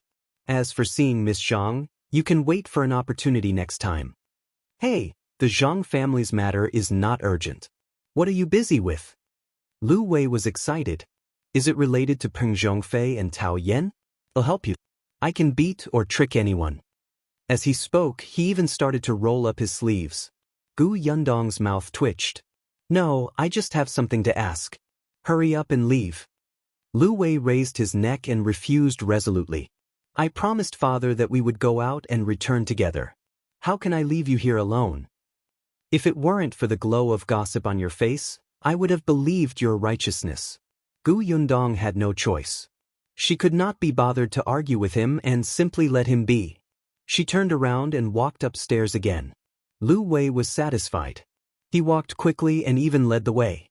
The bamboo room is over here. Please. When he reached the door, he raised his hand and knocked. Peng Zhongfei's voice came from inside. Who is it? Me. Liu Wei's voice was very recognizable. Peng Zhongfei immediately recognized it. He immediately smiled and opened the door. Young Master Liu, it's been a long time. Come in. It's just nice. Halfway through his sentence, he saw Gu Yundong standing behind Liu Wei. The smile on Peng Zhongfei's face froze instantly. He looked at her in disbelief. You, if you find any errors, ads pop up, ads redirect, broken links, non-standard content, etc., please let us know reports so we can fix it as soon as possible. Chapter 1051. Almost a ghost. Gu Yundong was very unhappy. Why did he look as if he had seen a ghost? Wasn't she beautiful? Wasn't she at the prime of her youth? What a bad taste. Peng Zhongfei quickly composed himself and looked at Gu Yundong with a dry smile. Miss Gu, so it's you. He smiled brightly on the surface, but he was crying inside. Every time he saw Gu Yundong, he would be unlucky. It was not easy for him to recover. Over the past year, his family had not been in much trouble. His days were colorful, but she suddenly appeared. He felt like something was going to happen again. Peng Zhongfei looked at Liu Wei with dissatisfaction and asked angrily, What are you doing here? Liu Wei, hey, why did your expression change so quickly? Wasn't he just inviting me in to eat, drink, and be lively? What the hell? The three of them were staring at each other outside the door when Tao Yen, who had been waiting in the room, walked out. He naturally knew Liu Wei and immediately greeted him. So it's young Master Liu. Are you also here to eat? It's rare to meet you. Do you want to eat together? But in the blink of an eye, he saw Gu Yundong and immediately felt a little embarrassed. He did not know Gu Yundong. When he saw her standing with Liu Wei, he thought that she was his relative or cousin. If it was a family gathering, it would be difficult for him to invite them. However, Liu Wei didn't feel embarrassed. He immediately pushed Peng Zhongfei away. Okay, but let me make it clear first. Although this is my restaurant, you have to treat us to this meal. Peng Zhongfei's mouth twitched and he looked at Gu Yundong. The latter also walked in very naturally without even being polite. Peng Zhongfei only felt a toothache. He could only sigh secretly and turn around to close the door of the room. There was only one pot of tea on the table in the room. Perhaps it was because Gu Yundong and the others had arrived quickly that Peng Zhongfei and the rest did not have time to order the dishes. Tao Yen was stunned, especially when he saw Gu Yundong enter. It was Liu Wei who introduced them. This is Gu Yundong, my sister. Gu Yundong glanced at him. You really know how to take advantage of others. Tao Yan's eyes widened in surprise when he heard Gu Yundong's name. This was that girl from the Gu family. He quickly cupped his hands and said, I've heard a lot about you, but I haven't had the chance to meet you. I didn't expect to meet you today. This was the first time Gu Yundong had seen Tao Yen. This person was a little short, at least shorter than the other two young masters of the Tao family. However, this guy's appearance was the one that resembled Master Tao the most. At a rough glance, they were at least 50 to 60% similar. He seemed to have a good personality. Moreover, he had just been recognized by the Tao family not long ago, but he could become friends with a famous profligate son like Peng Zhongfei, who looked down on others and thought that he was the best playboy in the county city. He was quite thoughtful to drink tea and eat calmly. Seeing her, Tao Yan's attitude was also very respectful and polite. He didn't ignore her just because she was a woman. Just a glance was enough to make people have a good impression of him. Gu Yundong smiled and nodded. I didn't expect third young Master Tao to know about me. It's my honor. Miss Gu is too humble. Previously, after I was recognized by the Tao family, there was a welcome banquet at home. My elder brother even said that he would invite young Master Shao and Miss Gu over. I didn't expect the two of you to not be in the county city. That's why I didn't have the privilege to see you. Gu Yundong was surprised, but seeing that he was not afraid to mention his background, it was convenient for her. If you find any errors, ads pop up, ads redirect, broken links, non-standard content, etc., please let us know reports so we can fix it as soon as possible. Chapter 1052. How did you find her? Then I can only congratulate Third Young Master Tao for acknowledging his ancestors and reuniting the family. Gu Yundong held a cup of tea and toasted him. Tao Yen quickly picked up his teacup and drank it. Thank you. Speaking of which, Third Young Master has come to the end of his suffering. His good days are all in the future. Gu Yundong pretended to speak casually. By the way, did you catch the human trafficker who took Third Young Master away? In my opinion, such a person is the most detestable. He specializes in doing such heartless things. He destroys other people's lives and families. I hate such people the most. Previously, I encountered a human trafficker who carried a child away in broad daylight. If that person was not sneaky and I hadn't stopped him on the spot when I realized that something was wrong, the child's family would probably be heartbroken. The Tao family announced to the public that Tao Yen had been kidnapped when he was young. Although many people knew that this was not the case and Gu Yundong also knew the inside story, she still had to pretend. She had an indignant expression on her face. Tao Yen didn't think much of it and only said, "How can I catch him? After that human trafficker sold me, I don't know where he went." When Gu Yundong heard this, she sighed regretfully. Then, she asked curiously, "Then how did Third Young Master know about your background back then? I heard that you were only about a year old when you were taken away." Coincidentally, when I was in my teens, I accidentally heard my adoptive parents arguing. Only then did I know that I wasn't their biological son. No wonder they weren't friendly to me and beat and scolded me as if we were enemies. However, I also knew that if I asked them directly, they definitely wouldn't tell me, so I secretly investigated. Gu Yundong's interest was immediately piqued. How did you investigate? Could it be that there were some clues back then? Yes, when they were arguing back then, I heard them say that the clothes I was wearing seemed to be made of good material and were not cheap, so they took the clothes directly to the pawn shop. Although there were not many clues, there were at least some. I followed this lead and searched for a long time before I finally found that pawn shop. Fortunately, the clothes were worn by children and no one had bought them. In the end, the pawn shop owner treated it as doing a good deed and donated them to the charity hall. I found the clothes at the charity hall. The charity hall was filled with homeless orphans. Tao Yan's clothes were good, so the charity hall naturally took good care of them. This allowed Tao Yan's search to go further. If the pawn shop had sold it to anyone else, they would have worn it and thrown it away. Gu Yundong was secretly shocked. According to Tao Yan, when he was carried away, he was wearing the clothes of the Tao family. There was no need to change clothes with Shao Qingyuan. The Tao family changed the story of Tao Yan being abandoned to being trafficked because the Tao family wanted to cover up the scandal. There was no need for Tao Yan to lie when he said that he had found the Tao family. Gu Yundong felt that her and Shao Qingyuan's thoughts might have been too complicated from the beginning. Perhaps Old Li had nothing to do with the third young master of the Tao family being taken away. Perhaps he only knew the inside story of the third young master of the Tao family being abandoned and directly pushed this matter to Shao Qingyuan. Yes, that must be it. Before he died, he tricked Shao Qingyuan again and deliberately said this to confuse him so that he could not find his real family. If you find any errors, ads pop up, ads redirect, broken links, non-standard content, etc., please let us know reports so we can fix it as soon as possible. Chapter 1053. The handkerchief is Shao Qingyuan's. The more Gu Yundong thought about it, the clearer the clues in her mind became. If things went back to the beginning and all the clues related to the Tao family were removed, then the only thing that could prove Shao Qingyuan's background might be the handkerchief that Li Dunzi and his wife had hidden. The handkerchief belonged to Shao Qingyuan, and it was given to him by his family. But why did Old Li do this? It could only mean that he had a grudge against Shao Qingyuan, or against Shao Qingyuan's family. Gu Yundong's eyes grew brighter and brighter. They could start from there.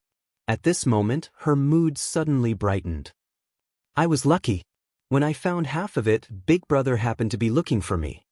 Tao Yen continued, only then did I know my background. After confirming it, I returned to the Tao family. Gu Yundong came back to her senses and nodded. Third young master, good things come after hardships. You will definitely have good fortune in the future.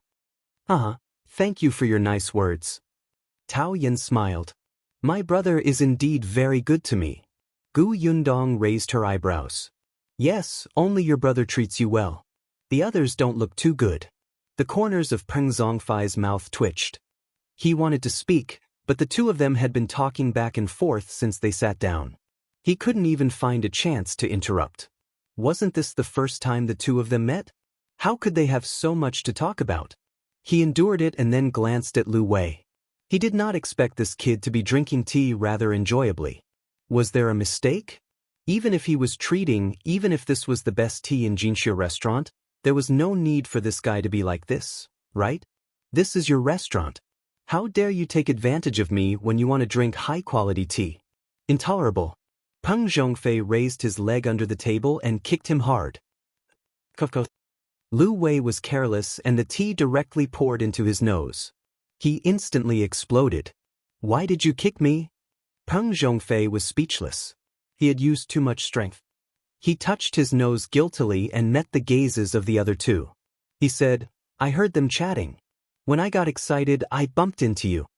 Why are you so excited? You're wasting my tea. So your point is this? Gu Yundong looked at Peng Zhongfei with a faint smile. It's my fault. I was too curious about third young master's strange background, so I asked a few more questions. By the way, it's rare to meet young Master Peng. I happen to have something to ask you for help with. Peng Zhongfei widened his eyes. What do you need my help with? He was so nervous that he stuttered. Why did she need his help? The first 2 times she had looked for him, something had happened to him. Could she not look for him this time?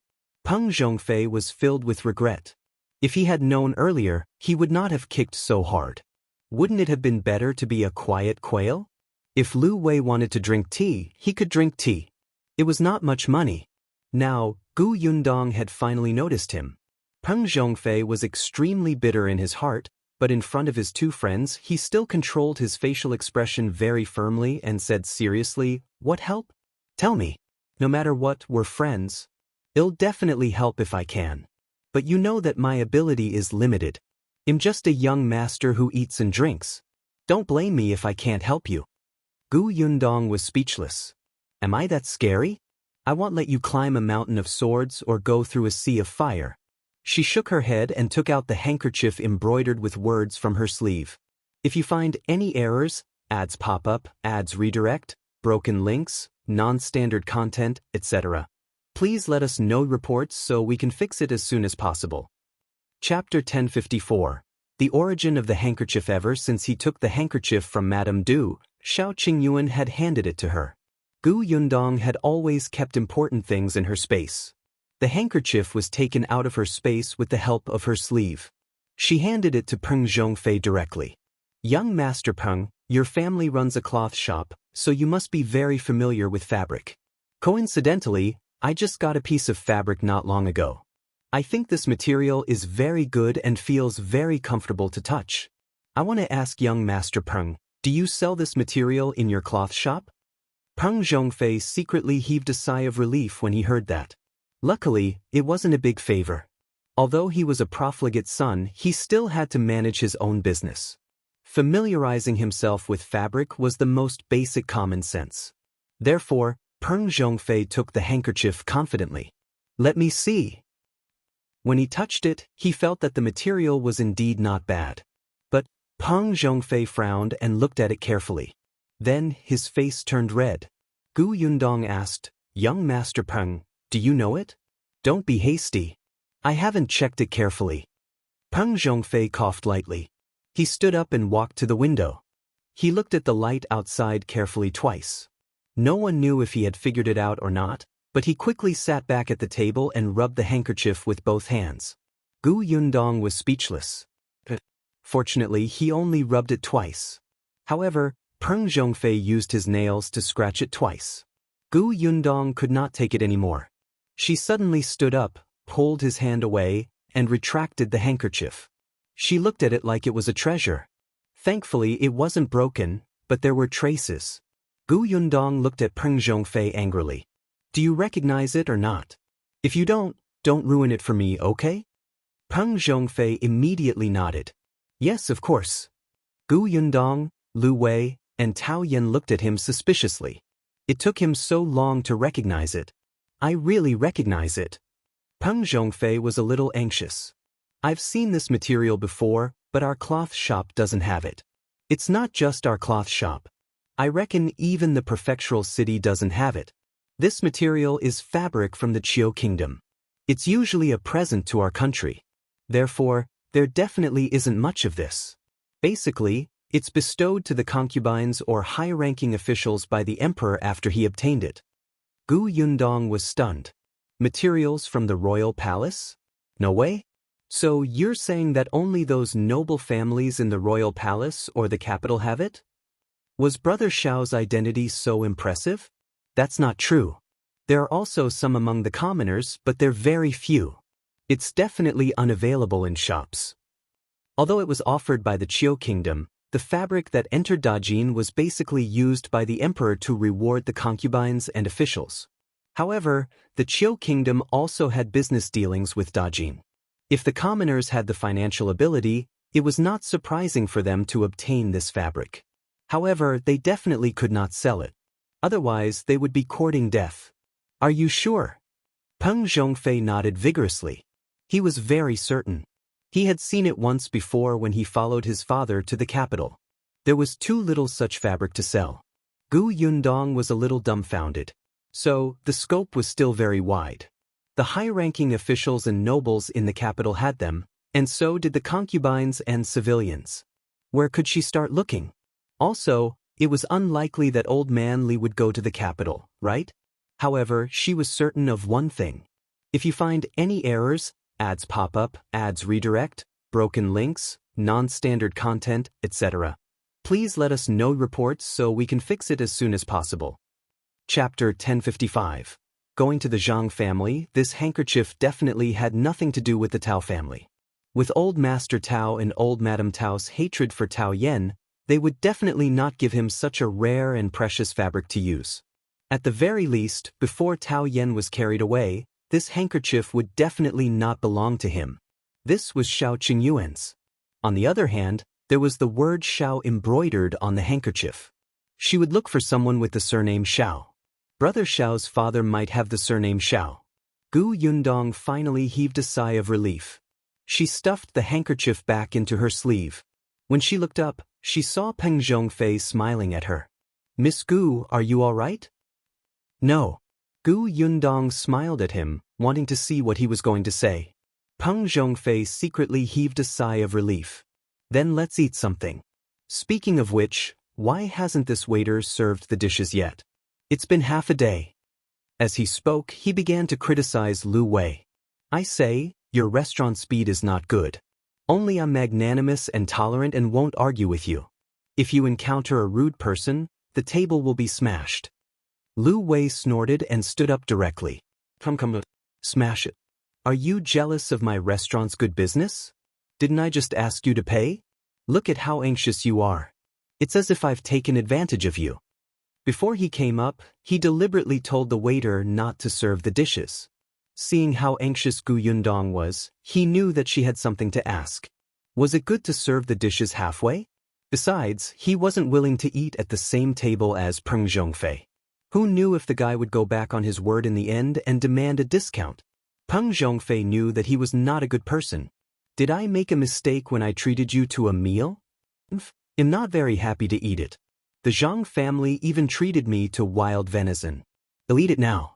See you again. As he spoke, he gestured for Gu Yundong to leave.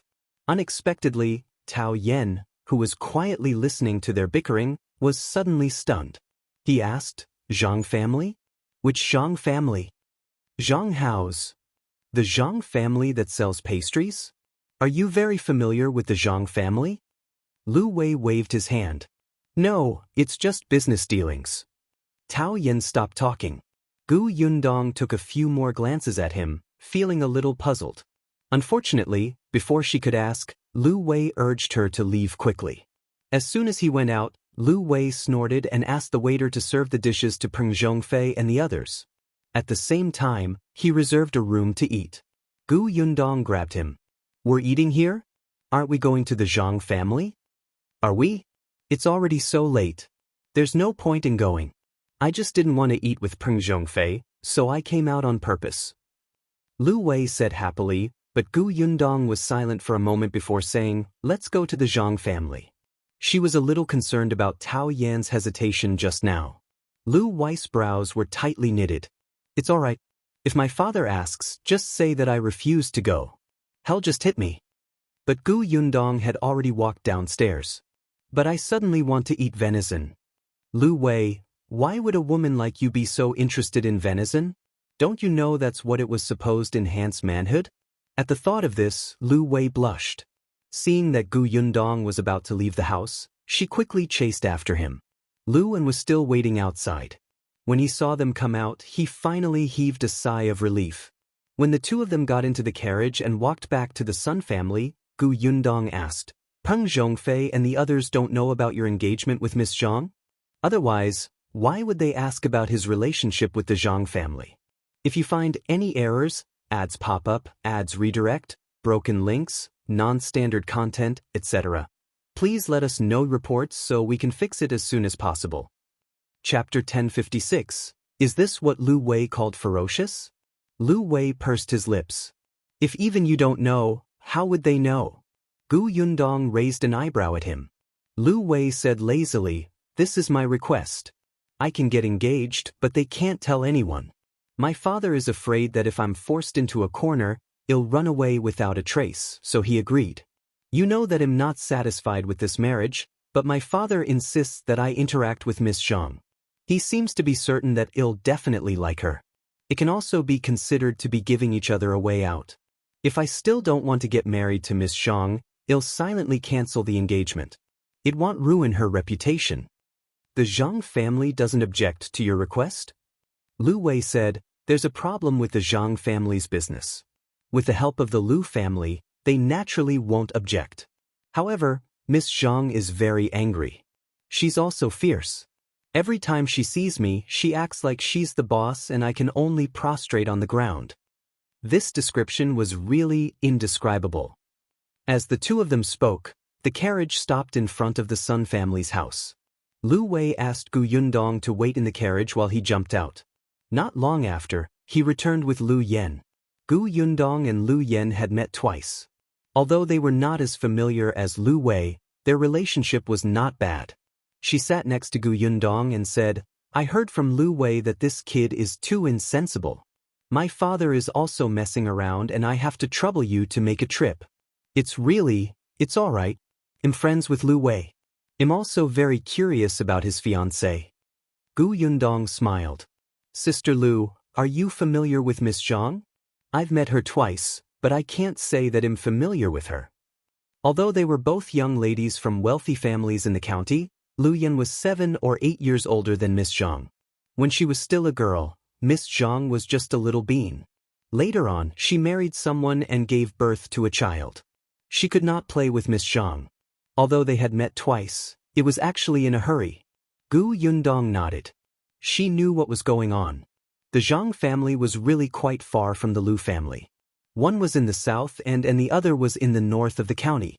When the carriage stopped at the entrance of the Zhang family's house, a servant was waiting anxiously outside. When he saw Liu Wei coming down, he hurriedly ran over. "Young Master Liu, you're finally here. Our young master is waiting for you." Before he could finish speaking, he saw Liu Yan and Yundong coming out. He was stunned for a moment. "Mrs. Sun." Liu Yan smiled. "I happened to come home to see my father. When I heard that you had a wild deer, I couldn't help but come over to join in the fun. But am I not welcome?" The servant suddenly came back to his senses. No. This way, please. I'll get someone to tell Miss now." Liu Yan nodded, and the three of them followed the servant into the Zhang family. Compared to the Liu family, the Zhang family was indeed smaller.